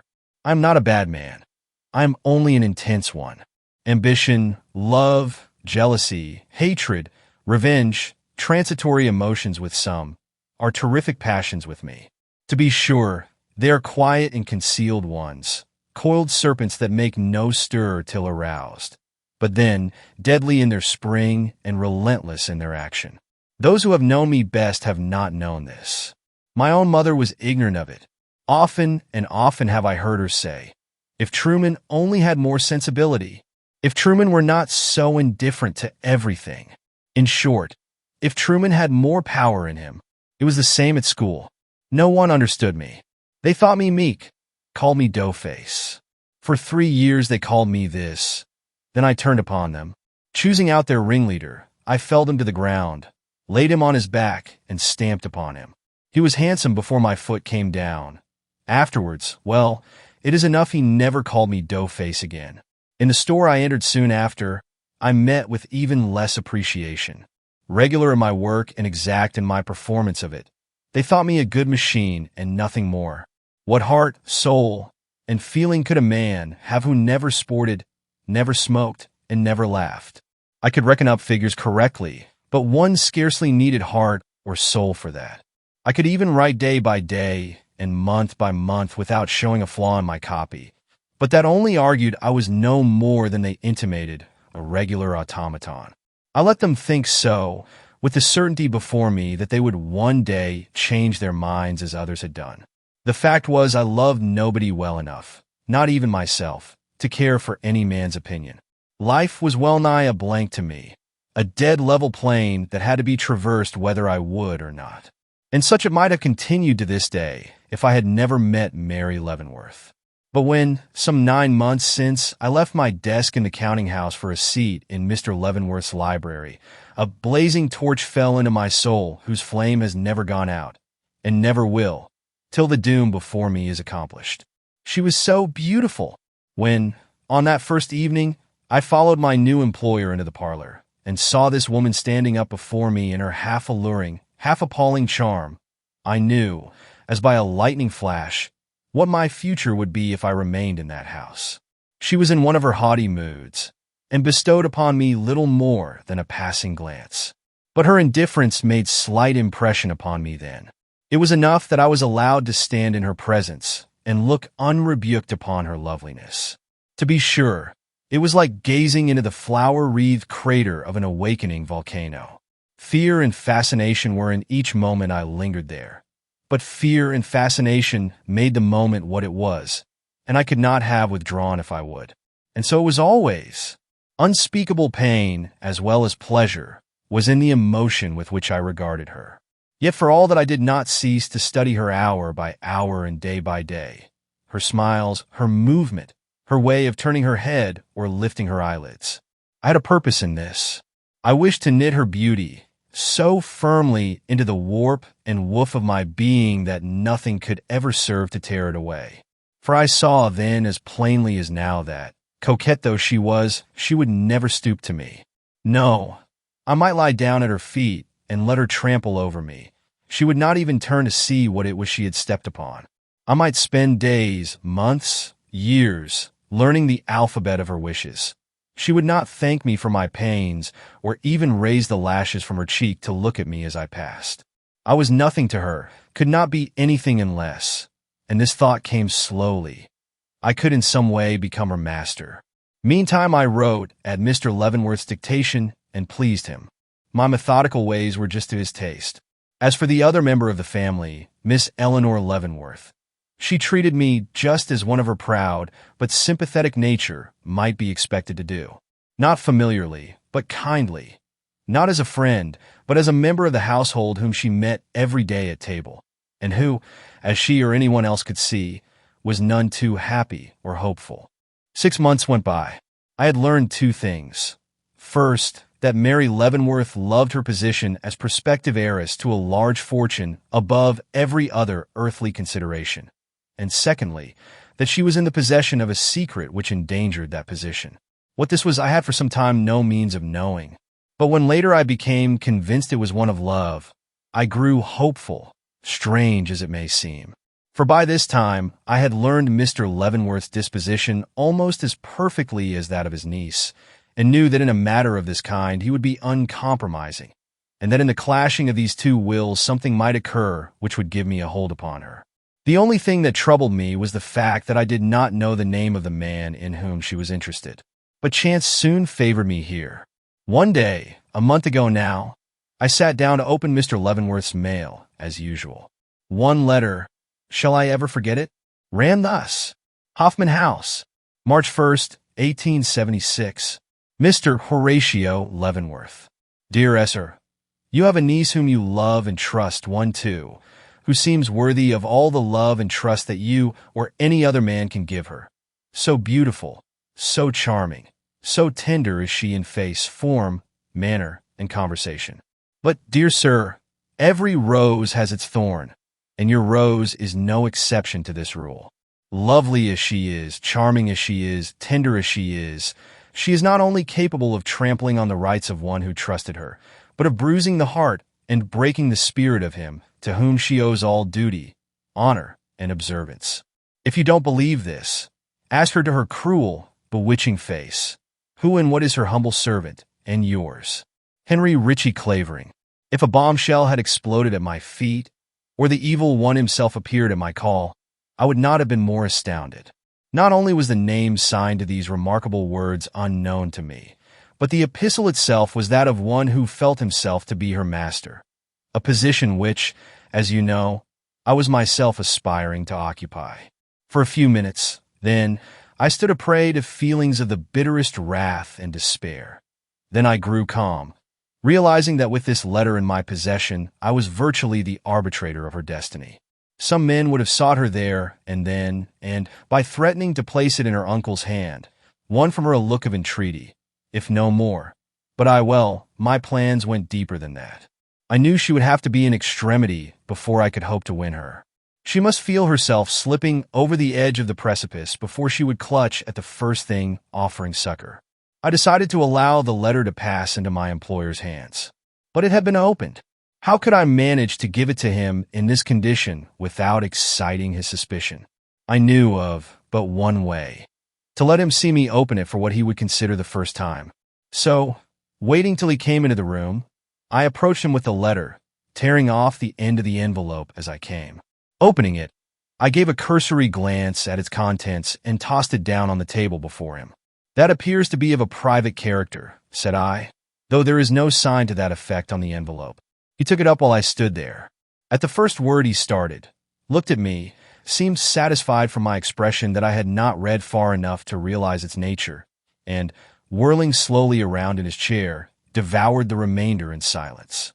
I waited a moment, then withdrew to my own desk. 1 minute, 2 minutes passed in silence. He was evidently rereading the letter. Then he hurriedly rose and left the room. As he passed me, I caught a glimpse of his face in the mirror. The expression I saw there did not tend to lessen the hope that was rising in my breast. By following him almost immediately upstairs, I ascertained that he went directly to Mary's room. And when in a few hours later the family collected around the dinner table, I perceived, almost without looking up, that a great and insurmountable barrier had been raised between him and his favorite niece.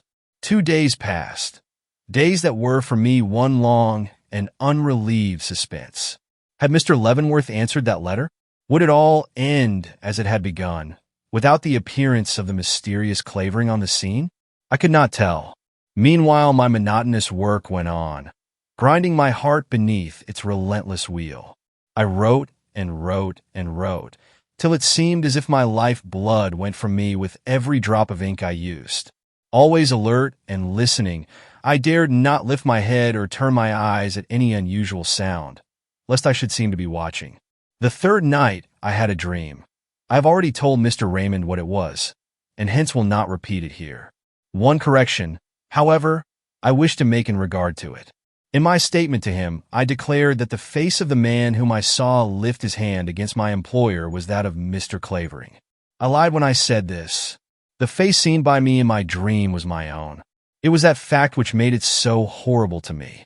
In the crouching figure stealing warily downstairs, I saw, as in a glass, the vision of my own form. Otherwise, my account of the matter was true. This vision had a tremendous effect upon me. Was it a premonition? A forewarning of the way in which I was to win this coveted creature for my own? Was the death of her uncle the bridge by which the impassable gulf between us might be spanned? I began to think it might be, to consider the possibilities which could make this the only path to my Elysium. Even went so far as to picture her lovely face bending gratefully towards me through the glare of a sudden release from some emergency in which she stood. One thing was sure. If that was the way I must go, I had at least been taught how to tread it. And all through the dizzy, blurred day that followed, I saw, as I sat at my work, repeated visions of that stealthy, purposeful figure stealing down the stairs and entering with uplifted pistol into the unconscious presence of my employer. I even found myself a dozen times that day turning my eyes upon the door through which it was to come, wondering how long it would be before my actual form would pause there. That the moment was at hand, I did not imagine. Even when I left him that night, after drinking with him the glass of sherry mentioned at the inquest, I had no idea the hour of action was so near. But when, not 3 minutes after going upstairs, I caught the sound of a lady's dress rustling through the hall, and listening, heard Mary Leavenworth pass my door on her way to the library, I realized that the fatal hour was come, that something was going to be said or done in that room which would make this deed necessary. What? I determined to ascertain.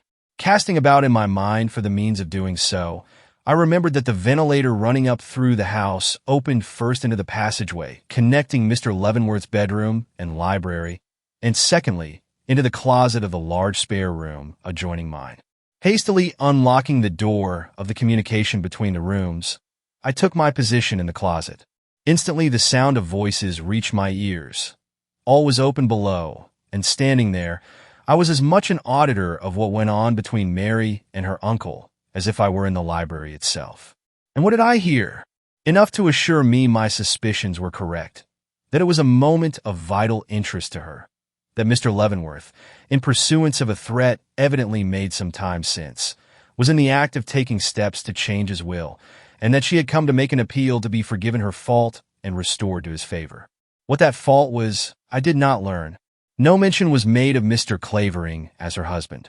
I only heard her declare that her action had been the result of impulse, rather than love, that she regretted it, and desired nothing more than to be free from all obligations to one she would fain forget, and be again to her uncle what she was before she ever saw this man. I thought, fool that I was, it was a mere engagement she was alluding to, and took the insanest hope from these words. And when in a moment later I heard her uncle reply, in his sternest tone, that she had irreparably forfeited her claims to his regard and favor, I did not need her short and bitter cry of shame and disappointment, or that low moan for someone to help her, for me to sound his death knell in my heart. Creeping back to my own room, I waited till I heard her reascend, then I stole forth. Calm as I had ever been in my life, I went down the stairs just as I had seen myself do in my dream, and knocking lightly at the library door, went in. Mr. Leavenworth was sitting in his usual place writing. "Excuse me," said I as he looked up, I have lost my memorandum book and think it possible I may have dropped it in the passageway when I went for the wine." He bowed, and I hurried past him into the closet. Once there, I proceeded rapidly into the room beyond, procured the pistol, returned, and almost before I realized what I was doing, had taken up my position behind him, aimed, and fired. The result was what you know. Without a groan, his head fell forward on his hands, and Mary Leavenworth was the virtual possessor of the thousands she coveted. My first thought was to procure the letter he was writing. Approaching the table, I tore it out from under his hands, looked at it, saw that it was, as I expected, a summons to his lawyer, and thrust it into my pocket, together with the letter from Mr. Clavering, which I perceived lying spattered with blood on the table before me. Not till this was done did I think of myself, or remember the echo which that low, sharp report must have made in the house. Dropping the pistol at the side of the murdered man, I stood ready to shriek to anyone who entered that Mr. Leavenworth had killed himself. But I was saved from committing such a folly. The report had not been heard, or if so, had evidently failed to create an alarm. No one came, and I was left to contemplate my work undisturbed and decide upon the best course to be taken to avoid detection. A moment's study of the wound made in his head by the bullet convinced me of the impossibility of passing the affair off as a suicide, or even the work of a burglar. To anyone versed in such matters, it was manifestly a murder, and a most deliberate one. My one hope, then, lay in making it as mysterious as it was deliberate, by destroying all clue to the motive and manner of the deed. Picking up the pistol, I carried it into the other room with the intention of cleaning it, but finding nothing there to do it with, came back for the handkerchief I had seen lying on the floor at Mr. Leavenworth's feet. It was Miss Eleanor's, but I did not know it till I had used it to clean the barrel. Then the sight of her initials in one corner so shocked me, I forgot to clean the cylinder, and only thought of how I could do away with this evidence of her handkerchief having been employed for a purpose so suspicious. Not daring to carry it from the room, I sought for means to destroy it, but finding none, compromised the matter by thrusting it deep down behind the cushion of one of the chairs, in the hope of being able to recover and burn it the next day. This done, I reloaded the pistol, locked it up, and prepared to leave the room. But here the horror which usually follows such deeds struck me like a thunderbolt, and made me, for the first time, uncertain in my action. I locked the door on going out, something I should never have done. Not till I reached the top of the stairs did I realize my folly, and then it was too late, for there before me, candle in hand, and surprise written on every feature of her face, stood Hannah, one of the servants, looking at me. "Lor, sir, where have you been?" she cried, but strange to say, in a low tone. "You look as if you had seen a ghost." And her eyes turned suspiciously to the key which I held in my hand. I felt as if someone had clutched me round the throat. Thrusting the key into my pocket, I took a step towards her. "I will tell you what I have seen if you will come downstairs," I whispered. "The ladies will be disturbed if we talk here." And smoothing my brow as best I could, I put out my hand and drew her towards me. What my motive was I hardly knew. The action was probably instinctive. But when I saw the look which came into her face as I touched her, and the alacrity with which she prepared to follow me, I took courage, remembering the one or two previous tokens I had had of this girl's unreasonable susceptibility to my influence. A susceptibility which I now felt could be utilized and made to serve my purpose. Taking her down to the parlor floor, I drew her into the depths of the great drawing room, and there told her in the least alarming way possible what had happened to Mr. Leavenworth. She was, of course, intensely agitated, but she did not scream, the novelty of her position evidently bewildering her. And, greatly relieved, I went on to say that I did not know who committed the deed, but that folks would declare it was I if they knew I had been seen by her on the stairs with the library key in my hand. "But I won't tell," she whispered, trembling violently in her fright and eagerness. "I will keep it to myself. I will say I didn't see anybody." But I soon convinced her that she could never keep her secret if the police once began to question her, and, following up my argument with a little cajolery, succeeded after a long while in winning her consent to leave the house till the storm should be blown over. But that given, it was some little time before I could make her comprehend that she must depart at once and without going back after her things. Not till I brightened up her wits by a promise to marry her some day, if she only obeyed me now, Did she begin to look the thing in the face and show any evidence of the real mother which she evidently possessed? "Mrs. Belden would take me in," said she, "if I could only get to R. She takes everybody in who asks her, and she would keep me too if I told her Miss Mary sent me. But I can't get there tonight." I immediately set to work to convince her that she could. The midnight train did not leave the city for a half-hour yet, and the distance to the depot could be easily walked by her in 15 minutes. But she had no money. I easily supplied that, and she was afraid she couldn't find her way. I entered into minutest directions. She still hesitated, but at length consented to go, and with some further understanding of the method I was to employ in communicating with her, we went downstairs. There we found a hat and shawl of the cook's, which I put on her, and in another moment we were in the carriage yard.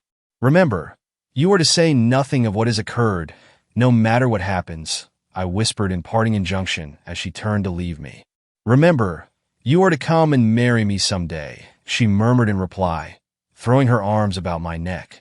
The movement was sudden, and it was probably at this time she dropped the candle she had unconsciously held clenched in her hand till now.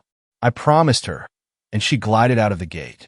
Of the dreadful agitation that followed the disappearance of this girl, I can give no better idea than by saying I not only committed the additional error of locking up the house on my re-entrance, but omitted to dispose of the key, then in my pocket, by flinging it into the street or dropping it in the hall as I went up. The fact is, I was so absorbed by the thought of the danger I stood in from this girl, I forgot everything else. Hannah's pale face, Hannah's look of terror, as she turned from my side and flitted down the street, were continually before me. I could not escape them. The form of the dead man lying below was less vivid. It was as though I were tied in fancy to this woman of the white face fluttering down the midnight streets. That she would fail in something, come back or be brought back. That I should find her standing white and horror-stricken on the front steps when I went down in the morning was like a nightmare to me. I began to think no other result possible. That she never would or could win her way unchallenged to that little cottage in a distant village. That I had but sent a trailing flag of danger out into the world with this wretched girl. Danger that would come back to me with the first burst of morning light. But even those thoughts faded after a while before the realization of the peril I was in as long as the key and papers remained in my possession. How to get rid of them? I dared not leave my room again or open my window. Someone might see me and remember it. Indeed, I was afraid to move about in my room. Mr. Leavenworth might hear me. Yes, my morbid terror had reached that point. I was fearful of one whose ears I myself had forever closed, imagined him in his bed beneath and wakeful to the least sound. But the necessity of doing something with these evidences of guilt finally overcame this morbid anxiety, and drawing the 2 letters from my pocket, I had not yet undressed. I chose out the most dangerous of the 2, that written by Mr. Leavenworth himself, and chewing it till it was mere pulp, threw it into a corner. But the other had blood on it, and nothing, not even the hope of safety, could induce me to put it to my lips. I was forced to lie with it clenched in my hand, and the flitting image of Hannah before my eyes, till the slow morning broke. I have heard it said that a year in heaven seems like a day. I can easily believe it. I know that an hour in hell seems an eternity. But with daylight came hope. Whether it was that the sunshine glancing on the wall made me think of Mary and all I was ready to do for her sake, or whether it was the mere return of my natural stoicism in the presence of actual necessity, I cannot say. I only know that I arose calm and master of myself. The problem of the letter and key had solved itself also. Hide them? I would not try to. Instead of that, I would put them in plain sight, trusting to that very fact for their being overlooked. Making the letter up into lighters, I carried them into the spare room and placed them in a vase. Then, taking the key in my hand, went downstairs, intending to insert it in the lock of the library door as I went by. But Miss Eleanor, descending almost immediately behind me, made this impossible. I succeeded, however, in thrusting it, without her knowledge, among the filigree work of the gas fixture in the second hall, and thus relieved, went down into the breakfast room as self-possessed a man as ever crossed its threshold. Mary was there, looking exceedingly pale and disheartened, and as I met her eye, which for a wonder turned upon me as I entered, I could almost have laughed, thinking of the deliverance that had come to her, and of the time when I should proclaim myself to be the man who had accomplished it. Of the alarm that speedily followed, and my action at that time and afterwards, I need not speak in detail. I behaved just as I would have done if I had had no hand in the murder. I even forbore to touch the key or go to the spare room, or make any movement which I was not willing all the world should see. For as things stood, there was not a shadow of evidence against me in the house. Neither was I, a hard-working, uncomplaining secretary, whose passion for one of his employer's nieces was not even mistrusted by the lady herself, a person to be suspected of the crime which threw him out of a fair situation. So I performed all the duties of my position, summoning the police, and going for Mr. Veely, just as I would have done if those hours between me leaving Mr. Leavenworth for the first time and going down to breakfast in the morning had been blotted from my consciousness. And this was the principle upon which I based my action at the inquest. Leaving that half hour and its occurrences out of the question, I resolved to answer such questions as might be put me as truthfully as I could.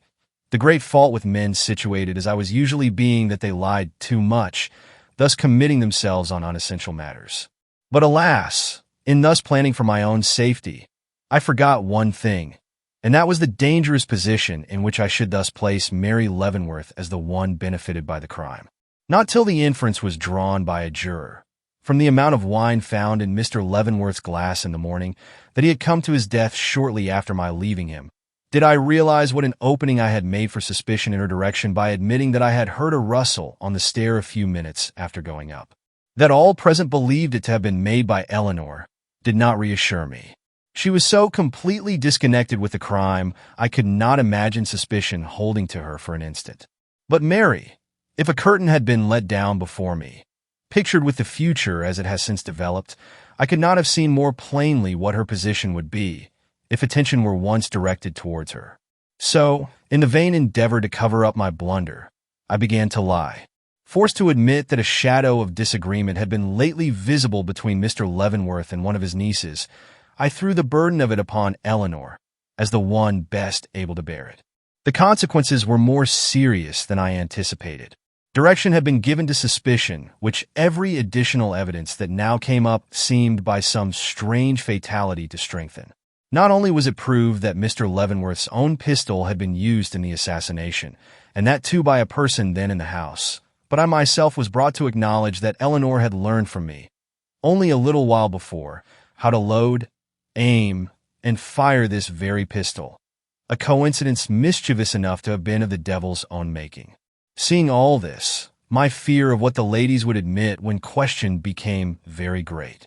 Let them in their innocence acknowledge that, upon my assent, Mary had gone to her uncle's room for the purpose of persuading him not to carry into effect the action he contemplated, and what consequences might not ensue. I was in a torment of apprehension, but events of which I had at that time no knowledge had occurred to influence them. Eleanor, with some show of reason, as it seems, not only suspected her cousin of the crime, but had informed her of the fact, and Mary, overcome with terror at finding there was more or less circumstantial evidence supporting the suspicion, decided to deny whatever told against herself, trusting to Eleanor's generosity not to be contradicted. Nor was her confidence misplaced, though by the course she took, Eleanor was forced to deepen the prejudice already rife against herself. She not only forbore to contradict her cousin, but when a true answer would have injured her, actually refused to return any, a lie being something she could not utter, even to save one especially endeared to her. This conduct of hers had one effect upon me. It aroused my admiration and made me feel that here was a woman worth helping if assistance could be given without danger to myself. Yet I doubt if my sympathy would have led me into doing anything, if I had not perceived, by the stress laid upon certain well-known matters, that actual danger hovered about us all while the letter and key remained in the house. Even before the handkerchief was produced, I had made up my mind to attempt their destruction, but when that was brought up and shown, I became so alarmed I immediately rose and, making my way under some pretense or other to the floors above, snatched the key from the gas fixture, the lighters from the vase, and hastening with them down the hall to Mary Leavenworth's room, went in under the expectation of finding a fire there in which to destroy them. But, to my heavy disappointment, there were only a few smoldering ashes in the grate, and thwarted in my design, I stood hesitating what to do when I heard someone coming upstairs. Alive to the consequences of being found in that room at that time, I cast the lighters into the grate and started for the door. But in the quick move I made, the key flew from my hand and slid under a chair. Aghast at the mischance, I paused, but the sound of approaching steps increasing, I lost all control over myself and fled from the room. And indeed I had no time to lose. I had barely reached my own door when Eleanor Leavenworth, followed by 2 servants, appeared at the top of the staircase and proceeded towards the room I had just left. The sight reassured me. She would see the key and take some means of disposing of it. And indeed I always supposed her to have done so, for no further word of key or letter ever came to my ears. This may explain why the questionable position in which Eleanor soon found herself awakened in me no greater anxiety. I thought the suspicions of the police rested upon nothing more tangible than the peculiarity of her manner at the inquest and the discovery of her handkerchief on the scene of the tragedy. I did not know they possessed what might be called absolute proof of her connection with the crime. But if I had, I doubt if my course would have been any different. Mary's peril was the one thing capable of influencing me, and she did not appear to be in peril. On the contrary, every one, by common consent, seemed to ignore all appearance of guilt on her part. If Mr. Gryce, whom I soon learned to fear, had given one sign of suspicion, or Mr. Raymond, whom I speedily recognized as my most persistent though unconscious foe, had betrayed the least distrust of her, I should have taken warning. But they did not, and lulled into a false security by their manner, I let the days go by without suffering any fears on her account, but not without many anxieties for myself. Hannah's existence precluded all sense of personal security. Knowing the determination of the police to find her, I trod the verge of an awful suspense continually. Meantime, the wretched certainty was forcing itself upon me that I had lost, instead of gained, a hold on Mary Leavenworth. Not only did she evince the utmost horror of the deed which had made her mistress of her uncle's wealth, but owing, as I believed, to the influence of Mr. Raymond, soon gave evidence that she was losing, to a certain extent, the characteristics of mind and heart which had made me hopeful of winning her by this deed of blood. This revelation drove me almost insane. Under the terrible restraint forced upon me, I walked my weary round in a state of mind bordering on frenzy. Many and many a time have I stopped in my work, wiped my pen, and laid it down with the idea that I could not repress myself another moment. But I have always taken it up again and gone on with my task. Mr. Raymond has sometimes shown his wonder at my sitting in my dead employer's chair. Great heaven, it was my only safeguard.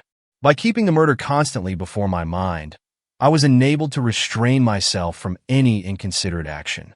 At last there came a time when my agony could be no longer suppressed.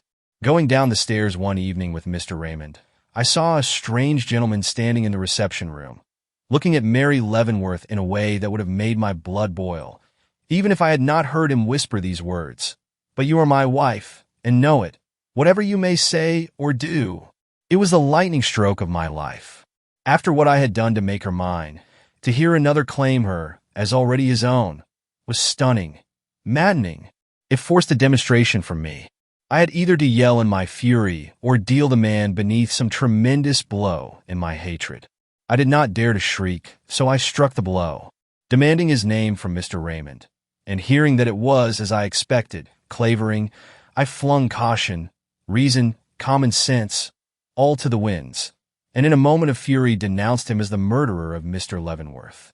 The next instant I would have given worlds to recall my words. What had I done but drawn attention to myself in thus accusing a man against whom nothing could of course be proved? But recall now was impossible. So, after a night of thought, I did the next best thing, gave a superstitious reason for my action, and so restored myself to my former position without eradicating from the mind of Mr. Raymond that vague doubt of the man which my own safety demanded. But I had no intention of going any further, nor should I have done so if I had not observed that for some reason Mr. Raymond was willing to suspect Mr. Clavering. But that once seen, revenge took possession of me, and I asked myself if the burden of this crime could be thrown on this man. Still, I do not believe that any active results would have followed this self-questioning if I had not overheard a whispered conversation between two of the servants, in which I learned that Mr. Clavering had been seen to enter the house on the night of the murder, but was not seen to leave it. That determined me. With such a fact for a starting point, what might I not hope to accomplish? Hannah alone stood in my way. While she remained alive, I saw nothing but ruin before me. I made up my mind to destroy her and satisfy my hatred of Mr. Clavering at one blow. But how? By what means could I reach her without deserting my post, or make away with her without exciting fresh suspicion? The problem seemed insolvable, but Truman Harwell had not played the part of a machine so long without result. Before I had studied the question a day, light broke upon it, and I saw that the only way to accomplish my plans was to inveigle her into destroying herself. No sooner had this thought matured than I hastened to act upon it. Knowing the tremendous risk I ran, I took every precaution. Locking myself up in my room, I wrote her a letter in printed characters, she having distinctly told me she could not read writing, in which I played upon her ignorance, foolish fondness, and Irish superstition by telling her I dreamed of her every night and wondered if she did of me, was afraid she didn't, so enclosed her a little charm, which if she would use according to directions, would give her the most beautiful visions. These directions were for her first to destroy my letter by burning it, next to take in her hand the packet I was careful to enclose, swallow the powder accompanying it, and go to bed. The powder was a deadly dose of poison, and the packet was, as you know, a forged confession falsely criminating Henry Clavering. Enclosing all these in an envelope in the corner of which I had marked a cross, I directed it, according to agreement, to Mrs. Belden, and sent it. Then followed the greatest period of suspense I had yet endured. Though I had purposely refrained from putting my name to the letter, I felt that the chances of detection were very great. Let her depart in the least particular from the course I had marked out for her, and fatal results must ensue. If she opened the enclosed packet, mistrusted the powder, took Mrs. Belden into her confidence, or even failed to burn my letter, all would be lost. I could not be sure of her or know the result of my scheme except through the newspapers. Do you think I kept watch of the countenances about me, devoured the telegraphic news, or started when the bell rang? And when, a few days since, I read that short paragraph in the paper which assured me that my efforts had at least produced the death of the woman I feared, do you think I experienced any sense of relief? But of that why speak?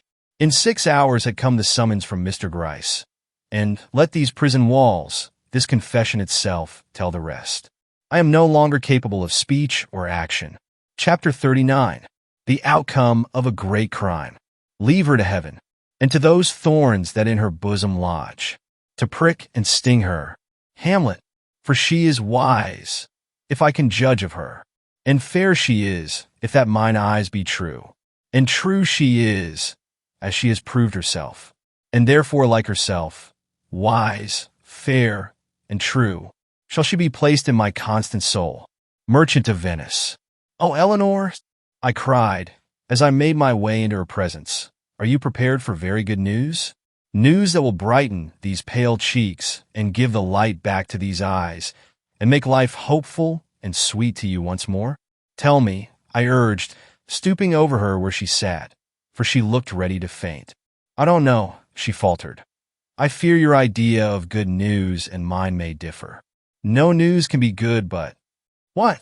I asked, taking her hands in mine with a smile that ought to have reassured her. It was one of such profound happiness. Tell me, do not be afraid.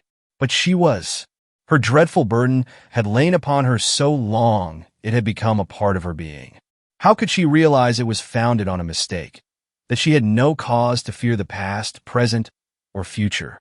But when the truth was made known to her, when, with all the fervor and gentle tact of which I was capable, I showed her that her suspicions had been groundless, and that Truman Harwell, and not Mary, was accountable for the evidences of crime which had led her into attributing to her cousin the guilt of her uncle's death, her first words were a prayer to be taken to the one she had so wronged.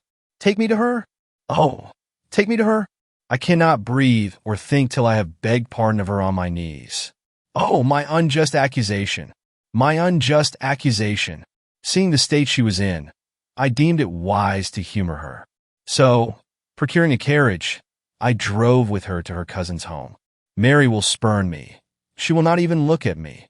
And she will be right, she cried as we rolled away up the avenue.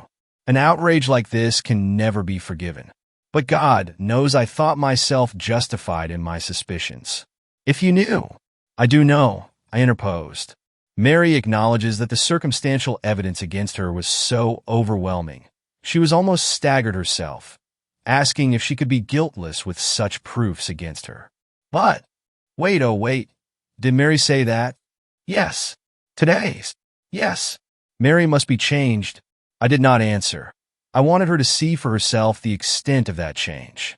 But when, in a few minutes later, the carriage stopped and I hurried with her into the house which had been the scene of so much misery, I was hardly prepared for the difference in her own countenance which the hall light revealed. Her eyes were bright, her cheeks were brilliant, her brow lifted and free from shadow. So quickly does the ice of despair melt in the sunshine of hope. Thomas, who had opened the door, was somberly glad to see his mistress again. "Miss Leavenworth is in the drawing-room," said he. I nodded, then seeing that Eleanor could scarcely move for agitation, asked her whether she would go in at once, or wait till she was more composed. "I will go in at once. I cannot wait." And slipping from my grasp, she crossed the hall and laid her hand upon the drawing-room curtain, when it was suddenly lifted from within, and Mary stepped out. "Mary! Eleanor!" The ring of those voices told everything. I did not need to glance their way to know that Eleanor had fallen at her cousin's feet, and that her cousin had affrightedly lifted her. I did not need to hear, "My sin against you is too great. You cannot forgive me," followed by the low, "My shame is great enough to lead me to forgive anything," to know that the lifelong shadow between these two had dissolved like a cloud, and that, for the future, bright days of mutual confidence and sympathy were in store. Yet when, a half-hour or so later, I heard the door of the reception-room, into which I had retired, softly open, and looking up, saw Mary standing on the threshold, with the light of true humility on her face, I own that I was surprised at the softening which had taken place in her haughty beauty. "Blessed is the shame that purifies," I inwardly murmured, and advancing, held out my hand with a respect and sympathy I never thought to feel for her again. The action seemed to touch her. Blushing deeply, she came and stood by my side. "I thank you," said she. "I have much to be grateful for. How much I never realized till tonight. But I cannot speak of it now. What I wish is for you to come in and help me persuade Eleanor to accept this fortune from my hands. It is hers, you know, was willed to her, or would have been if—" "Wait," said I, in the trepidation which this appeal to me on such a subject somehow awakened. "Have you weighed this matter well? Is it your determined purpose to transfer your fortune into your cousin's hands?" Her look was enough without the low, "Ah, how can you ask me?" that followed it. Mr. Clavering was sitting by the side of Eleanor when we entered the drawing-room. He immediately rose, and drawing me to one side, earnestly said, "Before the courtesies of the hour pass between us, Mr. Raymond, allow me to tender you my apology. You have in your possession a document which ought never to have been forced upon you, founded upon a mistake. The act was an insult which I bitterly regret. If, in consideration of my mental misery at that time, you can pardon it, I shall feel forever indebted to you. If not, Mr. Clavering, say no more. The occurrences of that day belong to a past which I, for one, have made up my mind to forget as soon as possible. The future promises too richly for us to dwell on bygone miseries." And with a look of mutual understanding and friendship, we hastened to rejoin the ladies. Of the conversation that followed, it is only necessary to state the result. Eleanor, remaining firm in her refusal to accept property so stained by guilt, it was finally agreed upon that it should be devoted to the erection and sustainment of some charitable institution of magnitude sufficient to be a recognized benefit to the city and its unfortunate poor. This settled, our thoughts returned to our friends, especially to Mr. Veely. "He ought to know," said Mary. "He has grieved like a father over us," and in her spirit of penitence, she would have undertaken the unhappy task of telling him the truth. But Eleanor, with her accustomed generosity, would not hear of this. "No, Mary," said she. "You have suffered enough. Mr. Raymond and I will go." And leaving them there, with the light of growing hope and confidence on their faces, we went out again into the night, and so into a dream from which I have never waked, though the shine of her dear eyes have been now the lodestar of my life for many happy, happy months. The end. Thank you for joining me on this thrilling journey through the Leavenworth Case by Anna Katharine Green. I hope you enjoyed listening to this classic mystery as much as I enjoyed bringing it to you. If you love this audiobook, please take a moment to give it a thumbs up and share it with others who enjoy timeless detective stories. Your support means so much. And don't forget to subscribe to the channel. It helps me bring more classic stories to you. Let's grow this community together. I'd love to hear your thoughts. Drop a comment below and let me know your favorite part of the story. Thank you again for listening, and stay tuned for more incredible tales coming your way soon. See you next time.